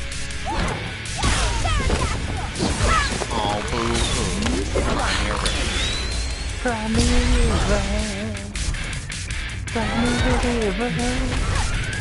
And now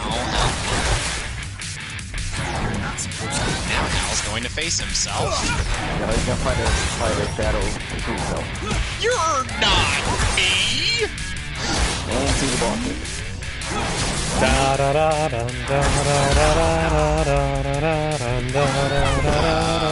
Attack on Titan. Not Attack on Titan. It's a Persona reference. No. I'm making a Yu-Gi-Oh! The movie reference. Time to kick my ass, says Hal Jordan to himself. Magical sword, mystic force. Well, that's, Time to kick Hal's flat ass. No, I'm not over that. So his pelvis, then. You're just gonna kick his pelvis. No, oh my god, he's literally gonna be his attention is a bit sound going bad. It's gonna be until we get to Aquaman. God damn, you really are a booty warrior. Fran. And they render this stuff better in the second game. And you'll still be paying attention to his ass.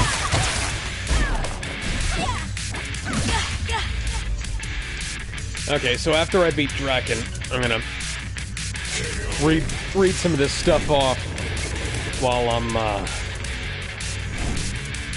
waiting on the credits. Excuse me. With the power of snow. 2, 1, fight! That's how you do it. Poosh.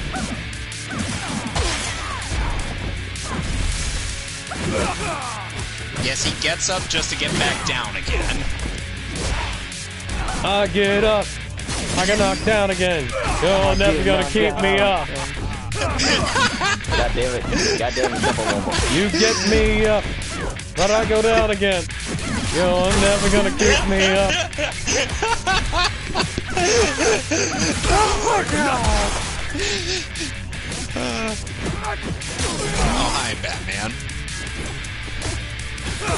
Meanwhile, in the actual universe, Flash is literally just typing with flat hand, with his hands flat on the keyboard.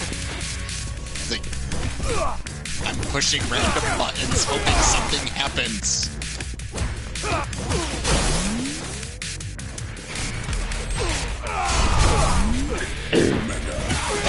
Oh, and in this game, Flash is voiced by Neil McDonough. Oh, and who also voices Damian. And we get to play as Aquaman. Yay! That's not right.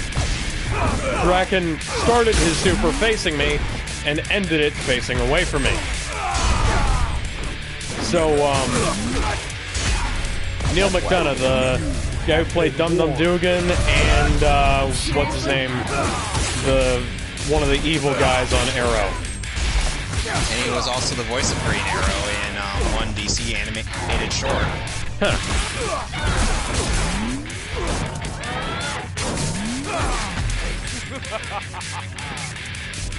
Aquaman somehow has a better ass than Jordan in this game. Oh my god, you're fixated on ass. God damn it. What is wrong with you? Is there something you'd like to confess? Are you an ass man? I'm an ass man! Yes, you're an ass man. By the way, every fight Aquaman takes part in his chapter takes place in big Atlantis. butts and I cannot lie. Other brothers can't deny. Then when a girl walks in with a itty bitty waist and a right thing in your face, you get sprung. God damn it. So Aquaman in this chapter is about to take on Barry Allen and Shazam.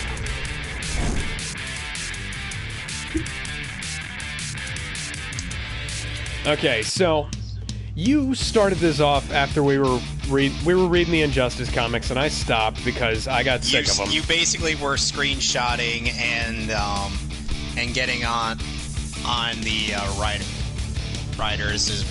Well, the writers and the artists, yeah. And the artists who apparently can't decide on what Wonder Woman's bust size is. And they also drew a Seawolf-class nuclear submarine instead of an Ohio-class, which would actually be equipped with nuclear missiles. So, you asked me how I would interpret it, and I said, okay, so Superman goes into a riot at Arkham Asylum, and Batman's somewhere else, you know? And then Joker hits him with green kryptonite gas, and the whole place is filled with the green kryptonite gas. And then, you know, Superman then's like going through Arkham trying to survive. You're not commenting on the fact that Aquaman's about to fight Barry and then Shazam. I'm actually not even watching your stream at the moment. He's not even paying attention at the moment. Yeah, I have Discord up in front of Chrome, and then on my other monitor I have the PS4. So, hold on a sec.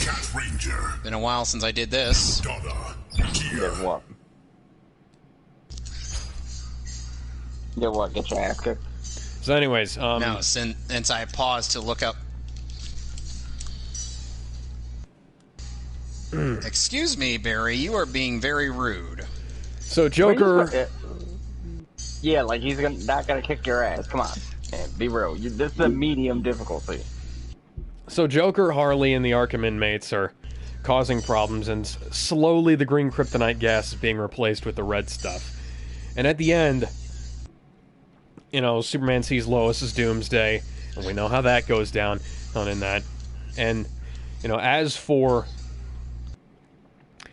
consequences, any other consequences, as I said, there doesn't need to be any. Joker's already made the Man of Steel kill the woman he loves. Oh, I'm sorry. Was she important? And what's the big blue Boy Scout going to do about it? Why don't I show you? And then Superman grabs Joker by the throat and choke slams him into the moon. I didn't know Gendo was Superman. Which is gonna become... Okay, see, that's just... I wanted to go for a deeper voice for Superman, and I just went with the first one. And I still am trying to suspend my disbelief of Aquaman unironically taking on Shazam and winning. Yeah, it's almost like water types are weak to electric types. Dude, you say that, but Astro find a way to lose this by having a type advantage. He's done it before. So anyways, that's going to become a running theme. Superman choke slamming the people he's killed into the moon. Yeah, oh jeez. At least it's not freaking petty like the Superman Dr. Slump. So, Superman, through a sort of, like a twisted version of Spider-Man's power and responsibility mantra, kind of becomes the Punisher, and every single supervillain he comes across just dies. And then they Batman... get choke-slammed? Yeah. And then Batman... The motherfuckers get choke-slammed. Batman's first response is he's trying to reason with him, then he tries to draw the line, and... He's too busy choke-slamming bitches. Yeah. That's essentially what the hell is going on. Yeah. And so... God damn. Not the hell to the moon, somehow. Yeah. And as this is going on, Barbara Gordon and Jason Todd wind up going to Superman inside. Just about anybody who was wronged by the Joker or has some kind of issue with the Joker, or winds up on Superman's side. And of course, my dick's bigger than your dick. We both have we're the same person. We have the same dick. Don't worry about it. Mine's bigger. Wait. Mine's bigger. How can you tell? Boom. Check yours. Oh shit. Anyways, this is kind of a falling out in the Bat family. Bruce's own hypocrisy gets pointed out, and he decides that it's time to draw a line in the sand and stop being inconsistent. So no, he literally draws a line in the sand. Oh, and this is totally not an attempt to make us take Aquaman seriously. No shit. What gave it away? The fact that he's fighting mooks. So anybody's gonna fight a bunch of mooks and try to be taken seriously. Dude, so Raicho could pop up and freaking beat up a bunch of moves. That doesn't mean we're gonna take him seriously. On Team Batman, we've got Supergirl and Wonder Woman and the Titans. Basically, anybody who believes in redemption as an idea or ideal, like former villains, people who turned evil briefly, things like that. Those guys would wind up with Batman. And so Batman has he'd have Hal Jordan and a bunch of other guys, as I think. So, anyone who believes it's impossible or not worth the risk, those guys wind up with Superman. And, yeah, Hal Jordan is with Batman. Kyle Rayner probably winds up with Superman. And, Guy Gardner with Batman. Jon Stewart could probably go either way, because I don't really know him as well as I know the others. I know Jon Stewart pretty well. So who do you think he'd fall in with? Probably Bats. Yeah, honestly, that's probably right. Considering I've seen the entire Justice League cartoon, yeah. Yeah. And now I'm getting to the point where I sort of explain my reasoning behind some of this, where where Batman was kind of alienating people who have a concept of permanent revenge or consequences, is in the polarization in the scenario cause some issues with sides, ending in sort of a with us or against us kind of scenario. In a more complex situation, honestly, there's probably around 3 sides, at least.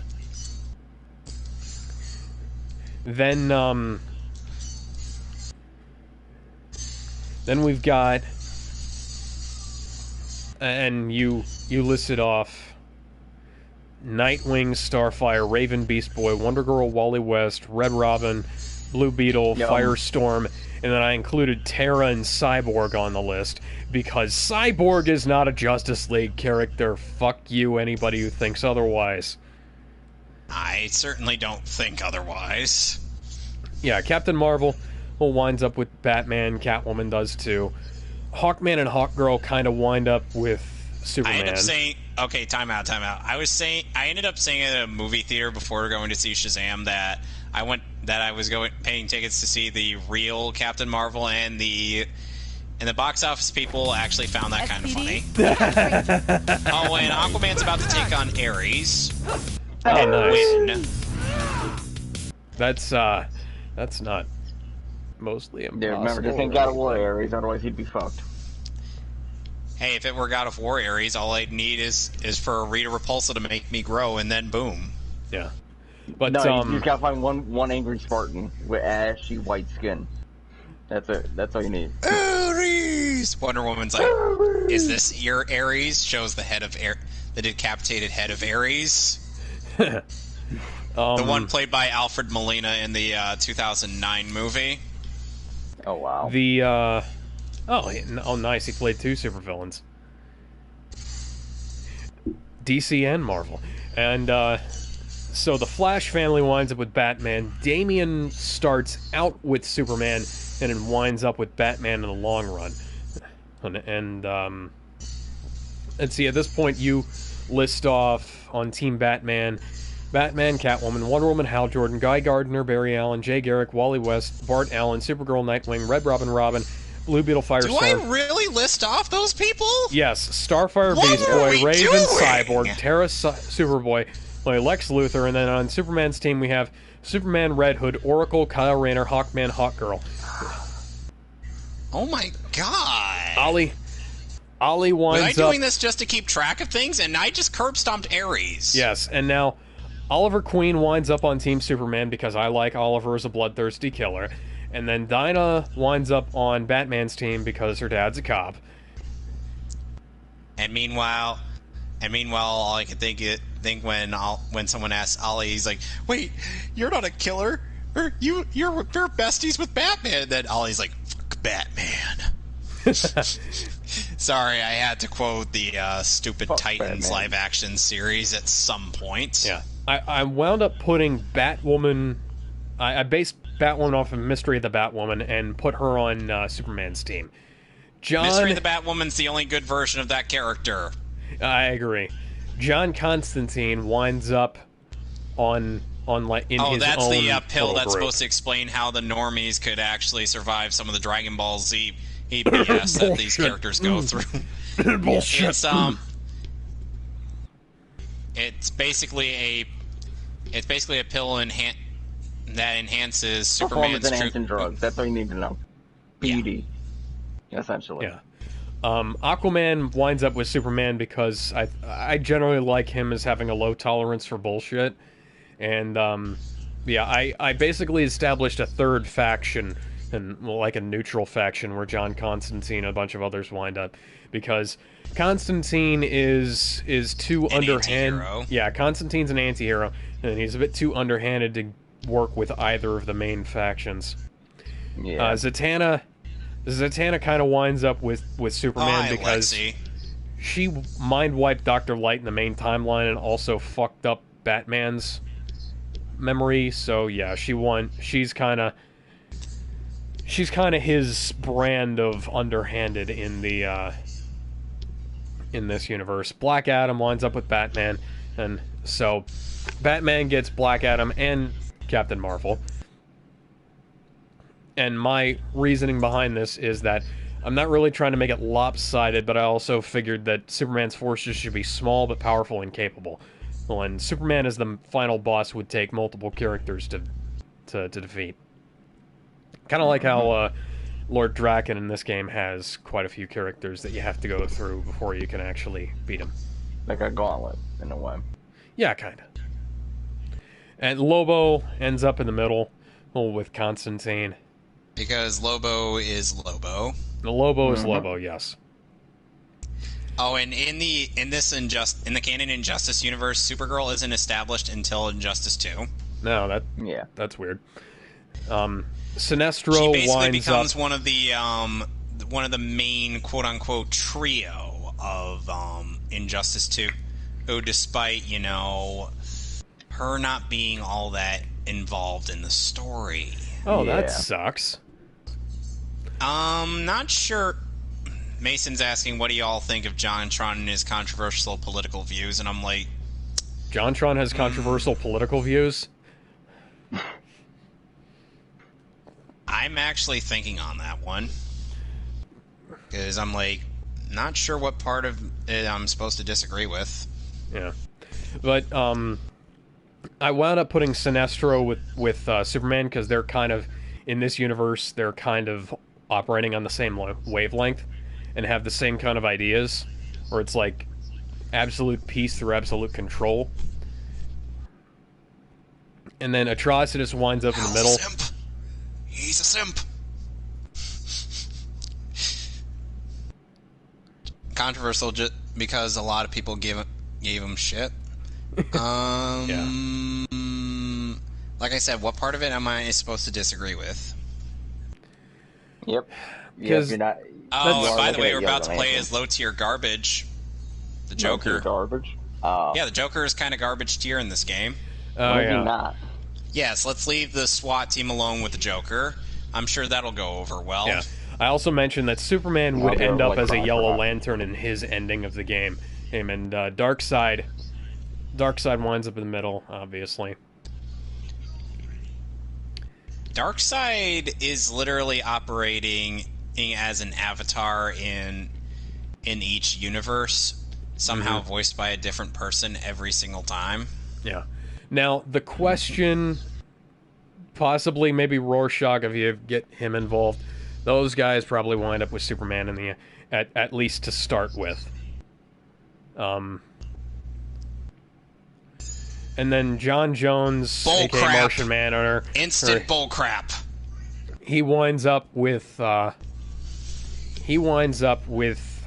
Superman, and Magan Moores winds up with Batman.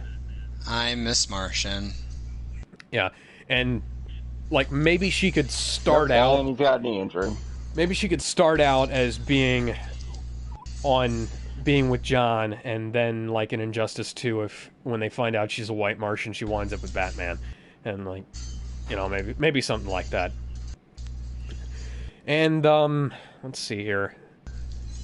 The Suicide Squad, aka Task Force X, those guys wind up with either Batman or Neutral. I'd say maybe at first Superman gets a hold of their of the controls to their bombs, and they wind up being his tools for like the first half of the first game. Deathstroke's Neutral. Probably winds up working for Lex Luthor at some point. Speaking of which, guess who Deathstroke works for in this universe? Who? Sexy Lexi. Oh, kind of like in my universe. And, yeah, and speaking of, there was a challenge mode. I propose. What are you saying?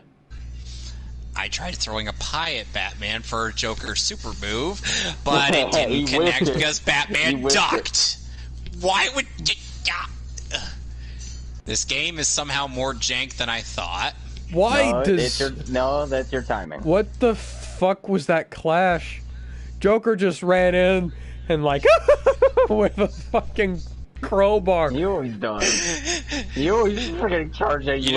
Literally the one reason why I wanted to play this game, play these two games, is just to see your reactions, Alex. That was fucking ridiculous. And yes, you saw that right. Joker did defeat Batman only because of a knee injury. And Batman gets captured by Shira and Hal.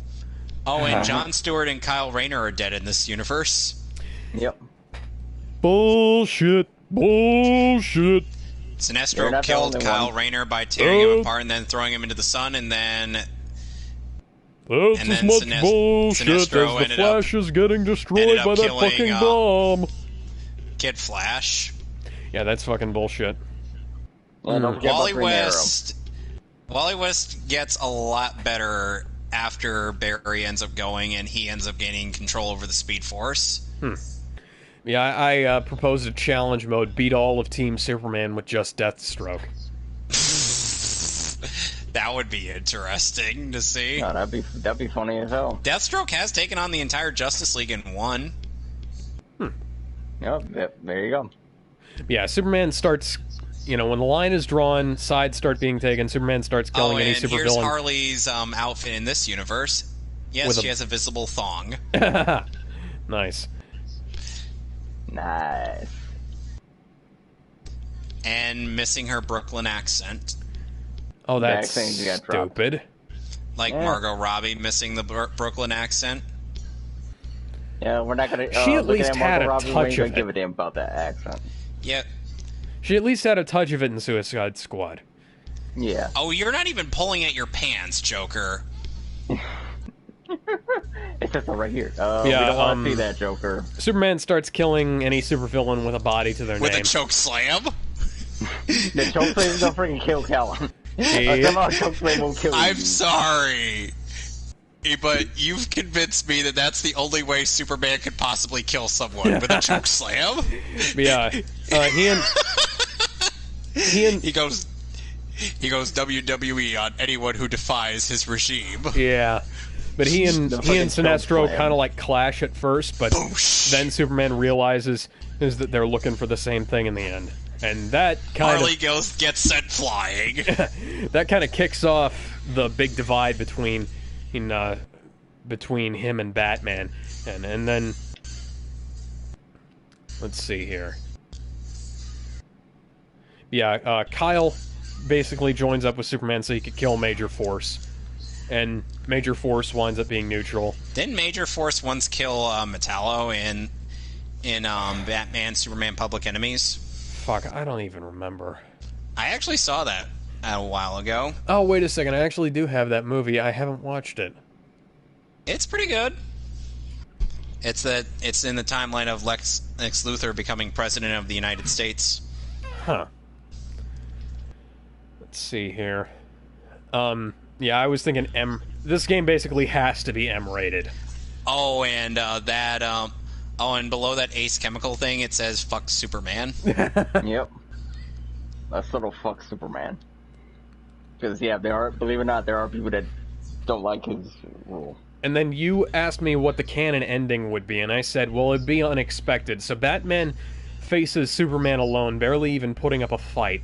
And when Superman... Oh, and speaking of Diana's inconsistent bust size, lo and behold, Regime Diana.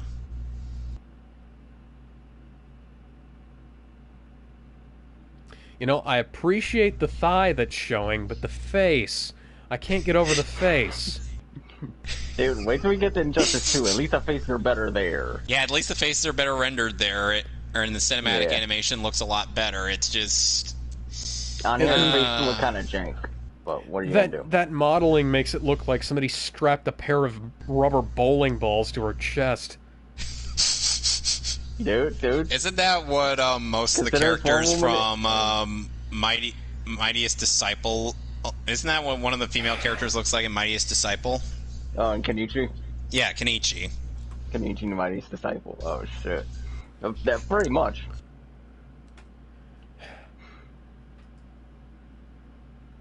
Superman. I had to look this up. Holy shit, those are some protruding boobs.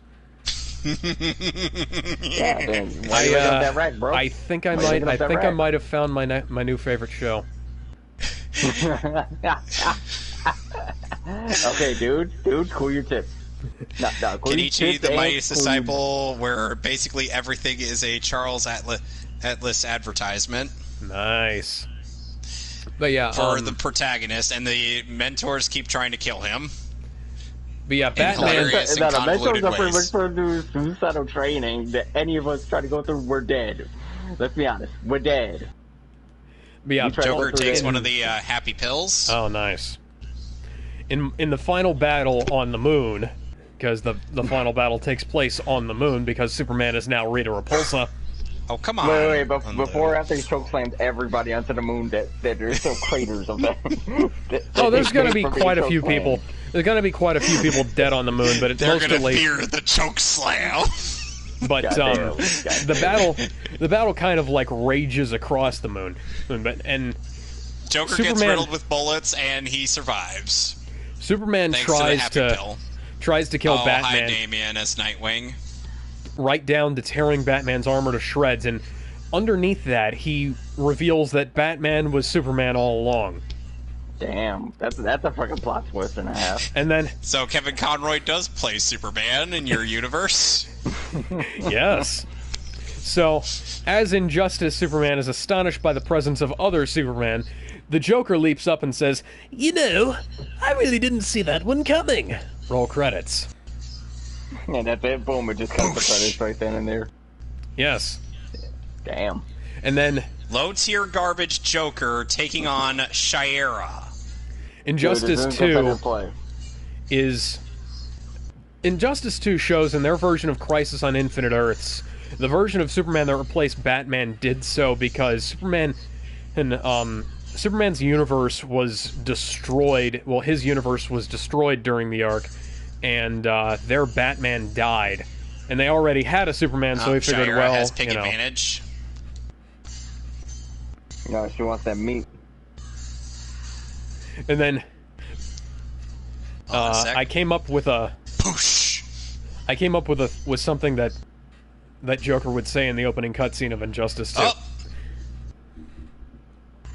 I would have thought that between the world's greatest detective and the Man of Steel, you would have noticed that not only am I dressed completely differently to the one on you, and he points at Injustice Superman, and killed, you might have also noticed that we're not even on the same side of the moon as his body.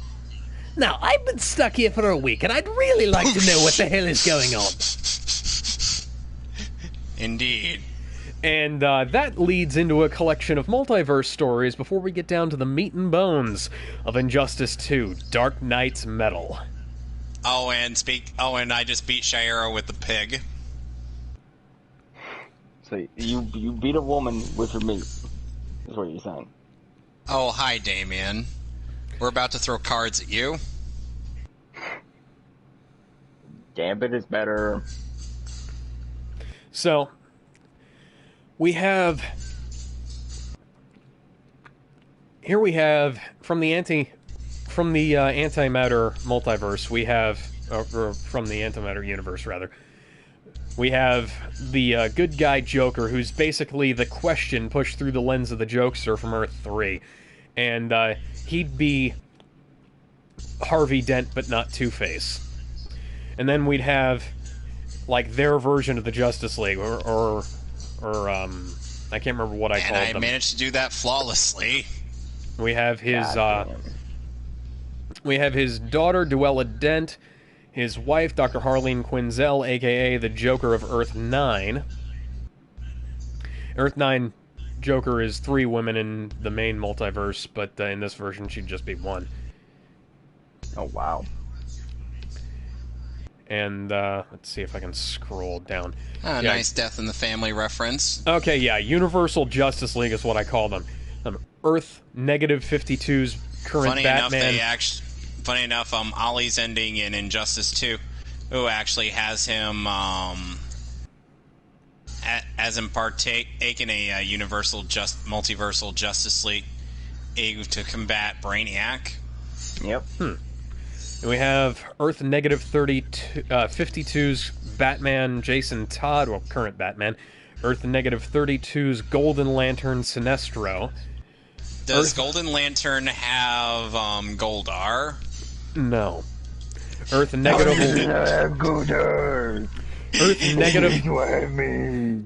Earth negative 11's Aquawoman Lex Luthor from the Injustice universe, who's basically Iron Man and also a good guy, and Earth -44's Green Lantern, Alfred Pennyworth. And Mason's asking why you never go onto voice chat anymore. Oh, well, at first it was because I didn't want that jackass to barge into our conversations like he had a tendency to do. And I had literally told him to buzz off before he could start trouble when he did one time. Yeah. And, let's see. And now I just haven't had time, honestly. I've been busy with episode 3 of Evangelion and episode 1 of Undertale No Mercy. I've been working on those, so you've been very busy. Yes. That makes sense. And I've got other stuff locally that I got to deal with. Speaking of which, too. I still got to work on my Hiroaka G Gundam fic at some point. Yeah.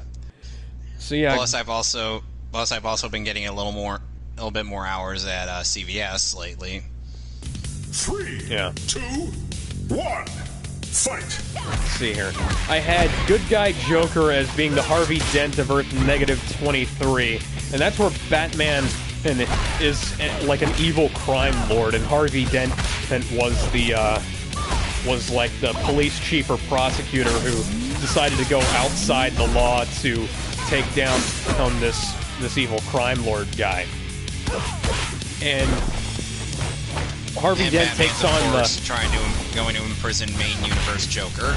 Yeah. And have Harley watch over him. And so meanwhile, this version of Harvey Dent would he took up the identity of the Joker to bring light and joy to the darkness the world had become. And he starts off as a no-powers guy. They literally modified the cosmic treadmill just so they could try to pull back our heroes.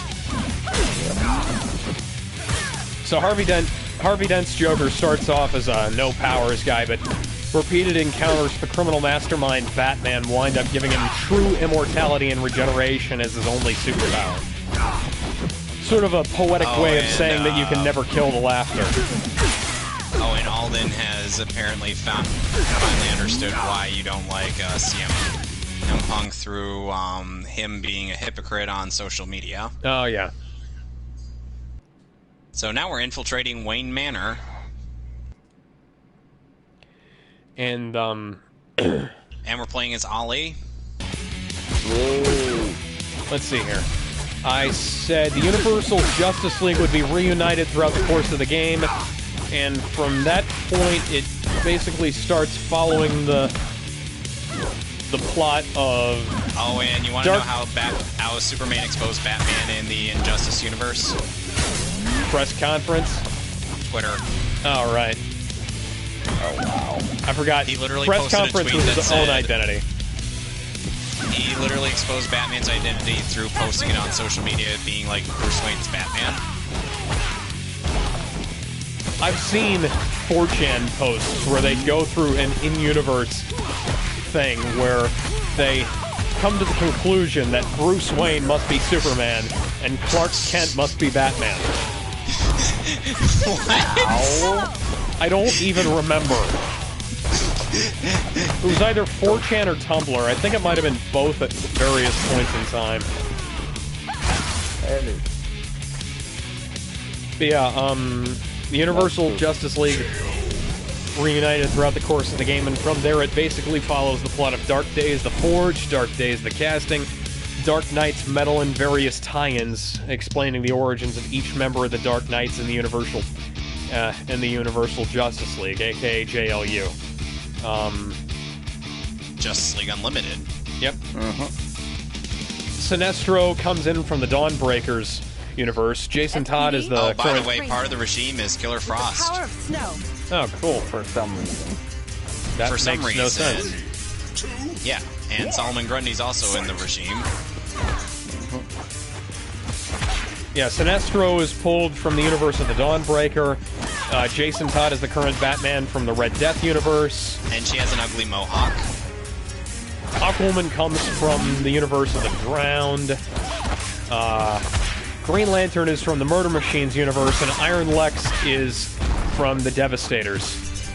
Yeah, universe. And the Injustice... The events of the first game take place on Earth -1.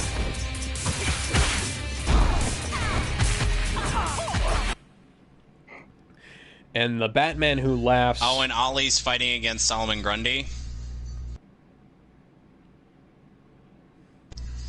How bad do you say his chances are? I don't know. Given this game fucking bullshit. No matter how it ends. Oh, by the way, we got another QTE.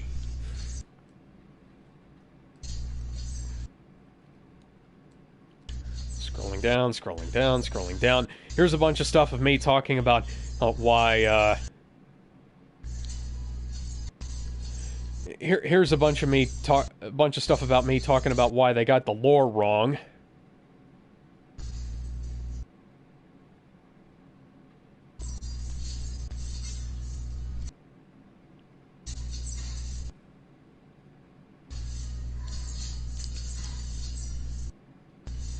And then here's you telling me that you think my idea was miles better than the canon plot. Yes, it is. I know I botched up that QuickTime event, but I do not care. Jimmy cracked corn and he don't give a damn. Let me play you a song. Oh, God.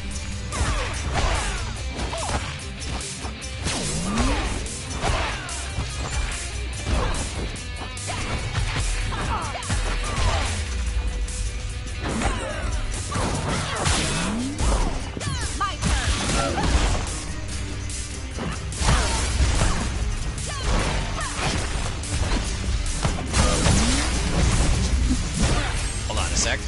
Back away, back away, back away, back away, back away, back away.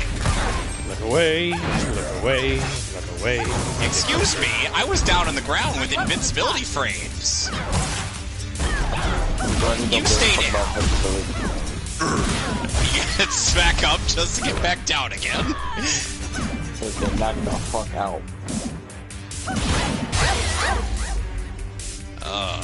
Yeah, now you're talking about how you're thinking Injustice 3 is gonna go with the Batman ending of Injustice 2. And it probably is. Yeah. Because seriously, why would DC go?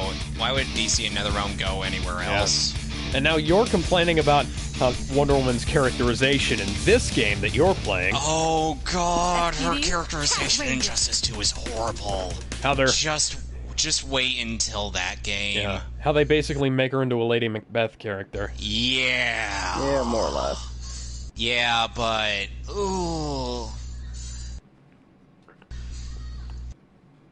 No, they didn't fix a damn thing. It's just the stream chat hasn't frozen yet. Yeah. Don't jinx it.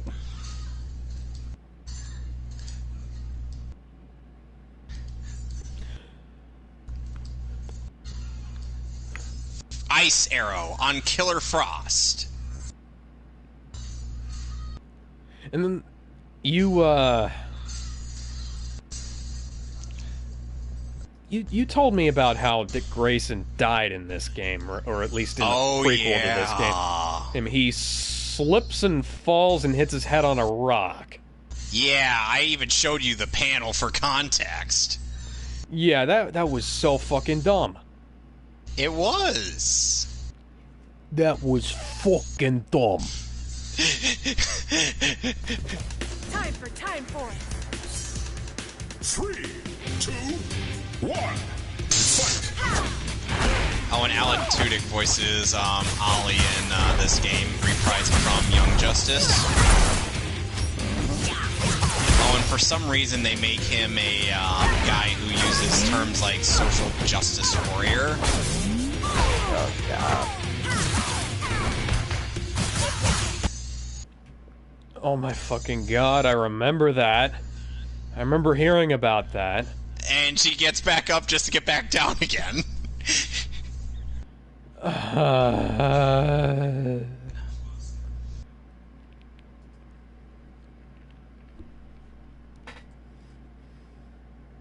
Just as long as he doesn't touch the sun.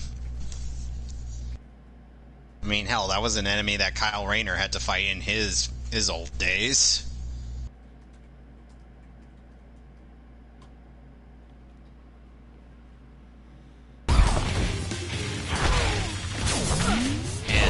And you might have noticed that both Shayera and Killer Frost are voiced by Jennifer Hale. Frost being a reprisal from her DC Animated Universe days.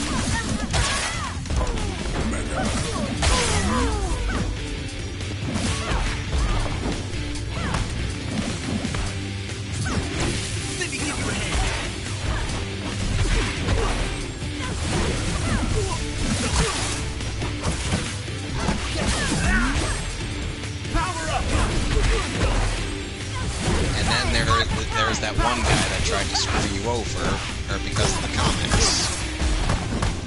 What was his name again? What Michael do you mean? Something Bendis. Brian Michael Bendis. Brian Michael Bendis. Thank you. God, are you talking about that one guy that's supposed to stop me? What was his name? Michael McJerky. Brian Michael Bendis has, we'll say, a long-distance relationship with his talent. Namely, I think he moved out of the house that it was staying in several years ago. Possibly even a decade ago. Would you mind if I go back to my scenario of Justice League Dark Apocalypse War? No, shoot. Go ahead. So basically, it's like the Titans are like going around trying to find some place to hide so that they don't get attacked by like parademons and whatnot.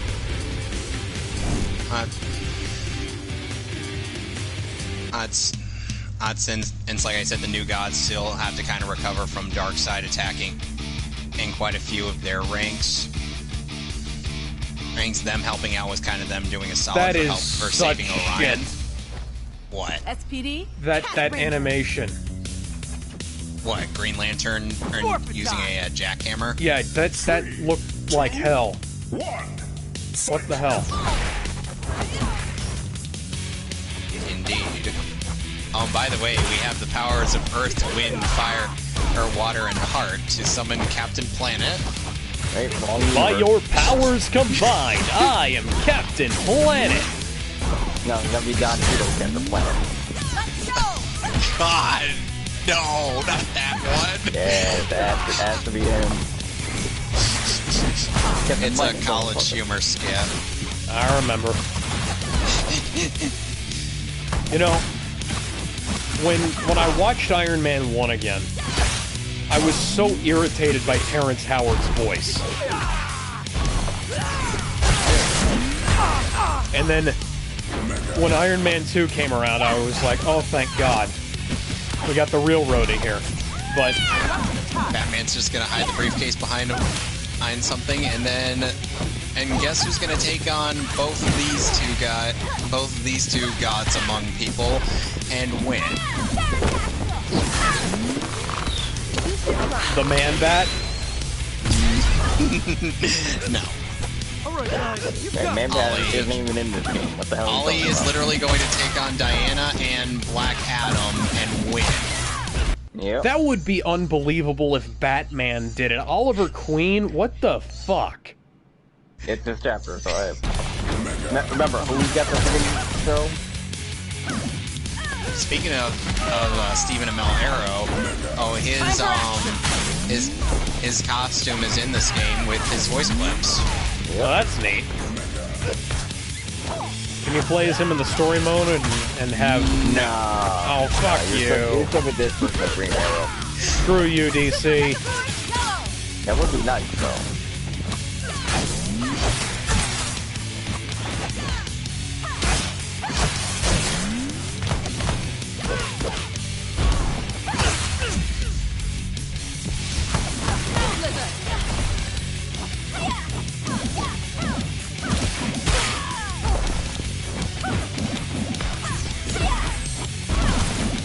Is there any part of this game's voice acting that you enjoy?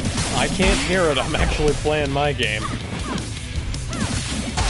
You'll probably hear it in post. Yeah.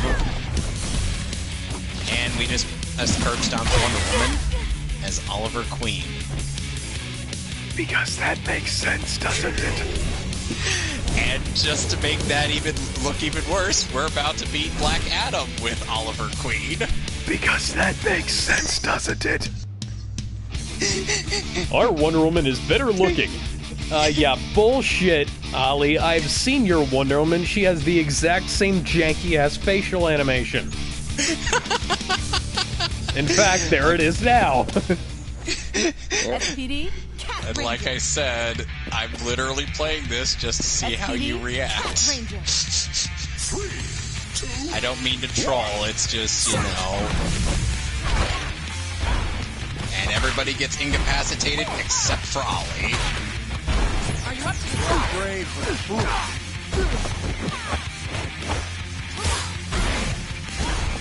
Go, Metaphor! Oh, and we're about to see some major tomfoolery later on in this game. Well, not with the next chapter. Ah, come on, dude. Could have had a flaw with this.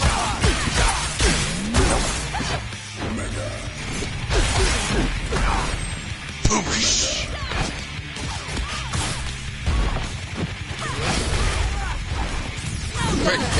Make him zap himself by virtue of him saying the magic word.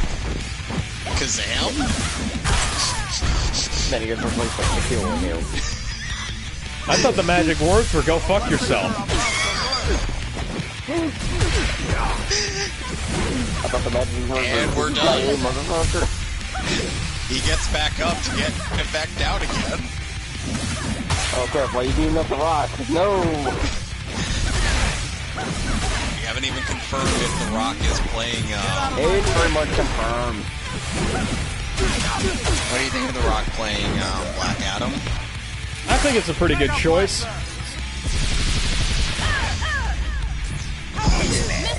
I bet people are gonna complain he's not black enough. Am I black enough for ya? That's an actual song, by the way. Speaking of, I'm not black enough for you. I'm playing the Cyborg. Booyah. Drink. Proceeds to say it several more times. Yes, we're about to use the cosmic treadmill to try and bring back our heroes.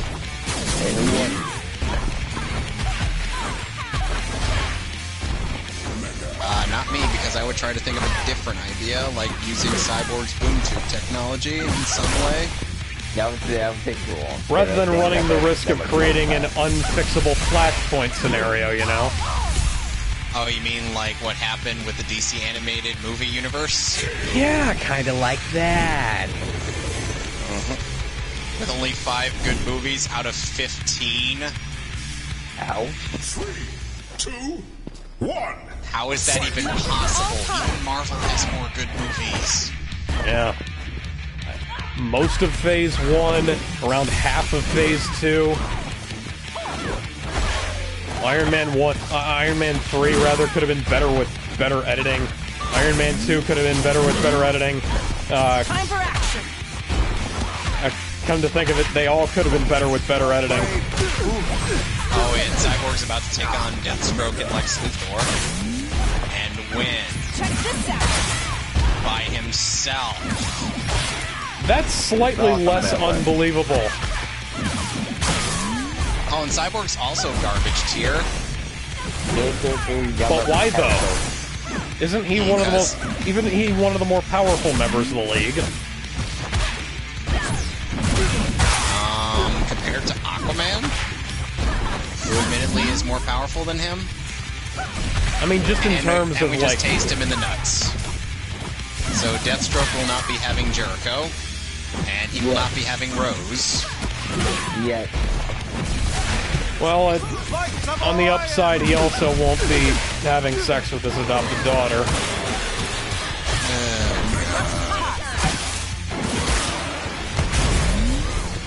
this point, I'm just being a cheap ass on purpose.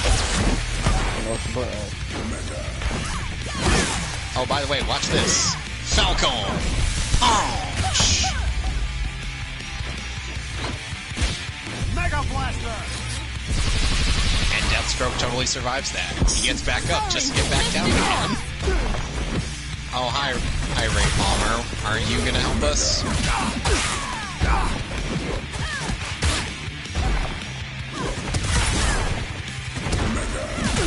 So, is Cyborg taking on Lex Luthor and winning being more or less comfortable? More, I'd say, because Lex has technology and Cyborg is technology. And meanwhile, Blue Beetle can probably beat them both. Oh yeah, probably. Considering Jaime's tech, Jaime is more man and tech than Cyborg. And that was a roast from Injustice 2's pre-fight intros. Cyborg's Beetle's like, Scarab's got your tech beat. And then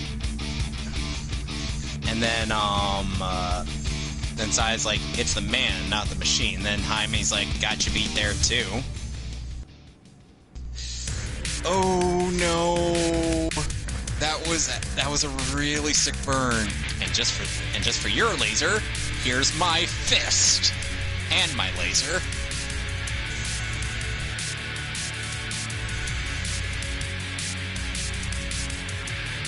Okay, how does Cyborg's facial model fare in this game? I have to say, it's not as bad as some of them. Including Wonder Woman's.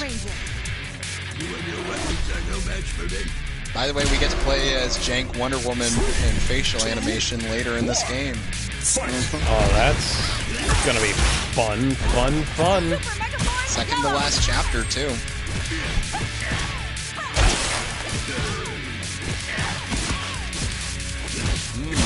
Tonight.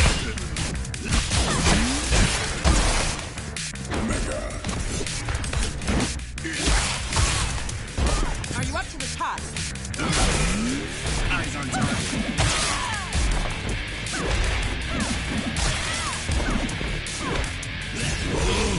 Now you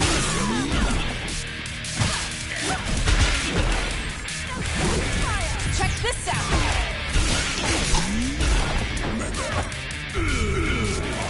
I in no way will blame myself whatsoever.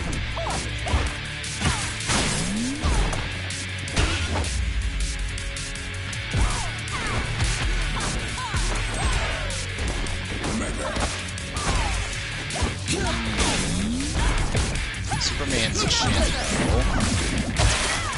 That is a weird-looking chin there. More chin than Batman. That's not right. Almost as much chin as the Crimson Chin.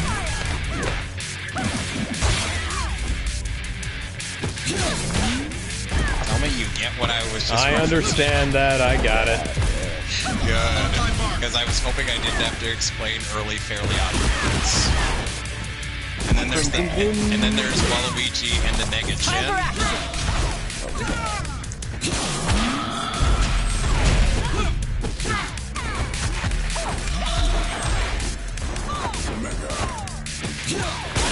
Yep, we're going to the Hall of Justice, ladies and gents.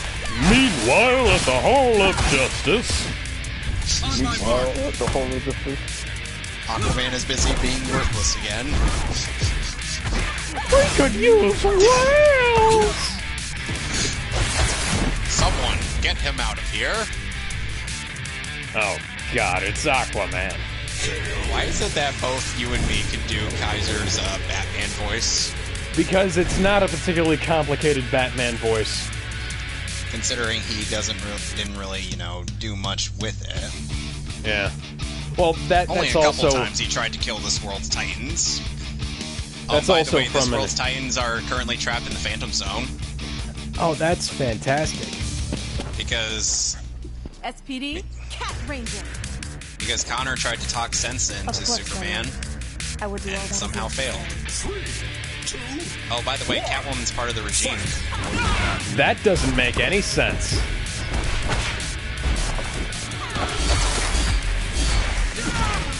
And Catwoman can somehow figure out that this cyborg is not the regime cyborg. Just in the lead. Somehow.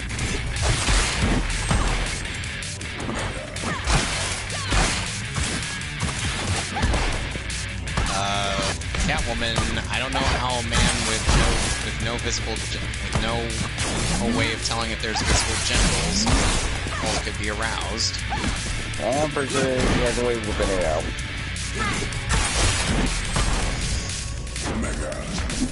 That has always been like a weird thing on my mind. Like, how does Cyborg do, anything when he doesn't have visible genitals or? Well, he's got a giant robot dick underneath that armor plating. No, you gotta take the armor plating off and you can whip it out. And now you two are giving me that visual, and you two are giving me that visual, and you're accusing me of being a booty warrior? If you've ever heard the song Detachable Penis, it's like that, except it's extendable. Also there'll be a free one to come out if there's a load. No, it would be what Star-Lord visualizes as his penis in Guardians of the Galaxy 2. Oh God. It's like if what I had between my legs did have hands, it could have piloted us out of here. And I'm like, why do you give me this visual, Marvel? Chris Pratt's. Well, no, Alex started it. Yes, ask him about how the hell he got a dick. Yeah, well, I only asked that as a reasonable question, because there was one point in Justice League vs. Titans where Batman asked, how do you, and then Cyborg's like, you don't want to know? You don't want to know. Hey, there's something between these. You just want to say it. Man, he's still turned out. Someone hacked into his systems. So is it still turned on, or is he hacked? I'm guessing they kind of need this hacking battle to happen. Yes, they're literally about to hack each other. Because that makes sense. Well, no, they're not touching penis. Hey, the crotch area is one of the places they can go for. You get your mind out of the gutter, boy. You first. You first. You don't this is almost fixing on whether or not Cyborg has a dick. You're not me. Furiously hacking at each other. Yep.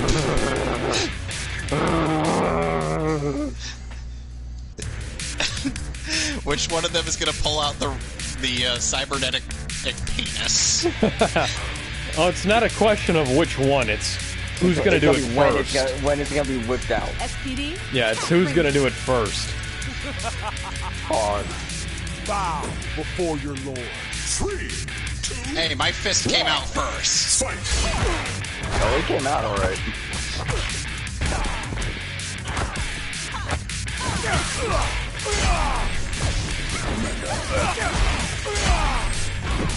Punch.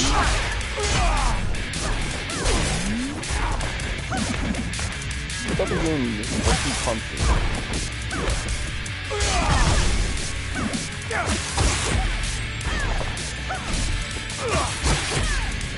Oh, God.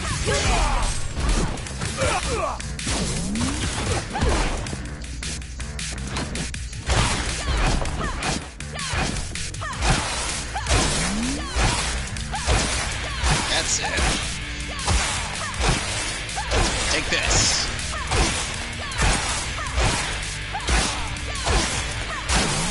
You have been warned. Yo, Ranger, power up! Oh, shit. Wasted 2 super meters on that. Okay, I'm gonna cut off the screen. Time for action. It's getting late. Yep. I'm gonna see if I can't beat Draken and then wrap it up for the night. Okay. Talk to you guys next week. See you, man. Later, Gator.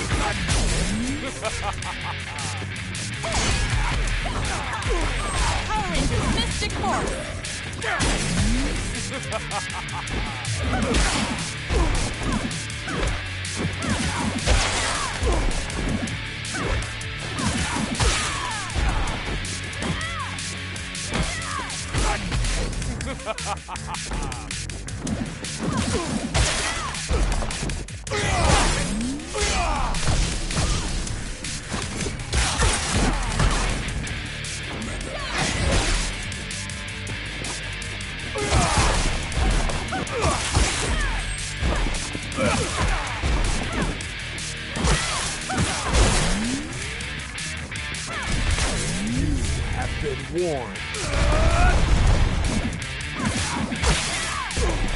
Check this out.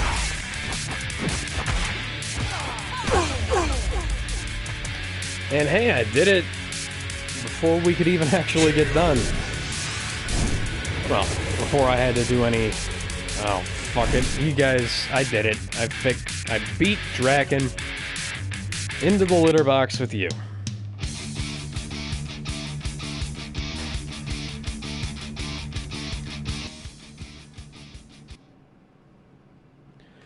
I have another trophy here. Let's see. Oh, cat got your tongue. I got 2 trophies for that.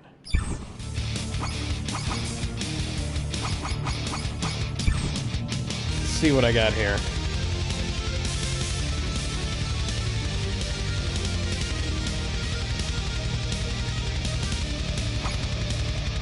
Let's see here. Completed arcade mode with Udana. Hero's Journey, 5 characters, 9 characters. I'm gonna choose that one, for now at least. Cat Got Your Tongue, Cat Manx, Destroyer of World, Draken, Destined for Greatness, Magna Defender, Mastodon 1, Mastodon Sentry, Exo Suit with Trini Kwan, Trev Euphoria, and Scott's. I've completed all of this. First anniversary Battle for the Grid. Let's see here. G is gonna be next on the list. Well, next for me is gonna be random, but you know. Forever Red, Jason, Ranger Slayer, Goldar, Cenozoic Blue, Lord Zed, Captain Kruger, Eric Myers, Daishi, any character. There's a lot of stuff on here. It's online mode, which I may or may not get to.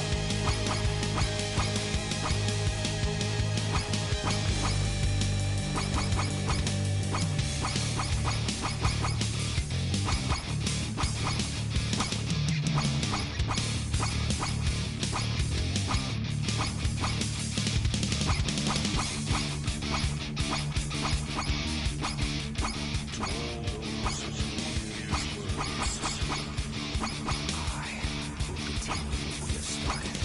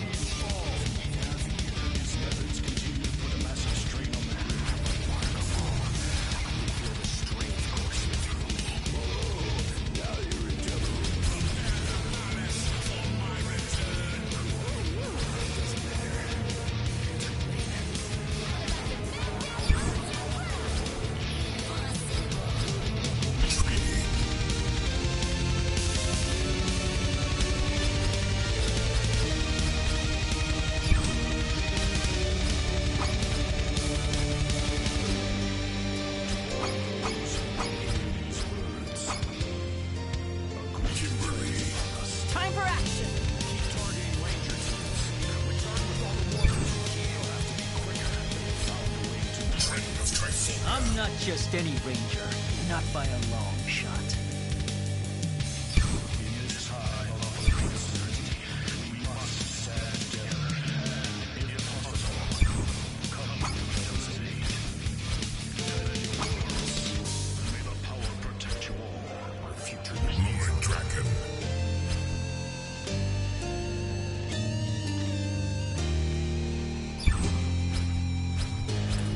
Mastodon Sentry. Ready yourselves.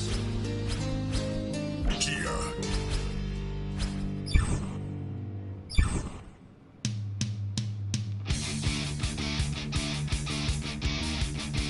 Okay.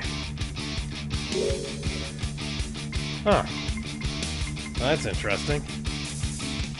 I didn't even look at that before. Well, I guess we're wrapping it up for the night. See y'all later. Bye.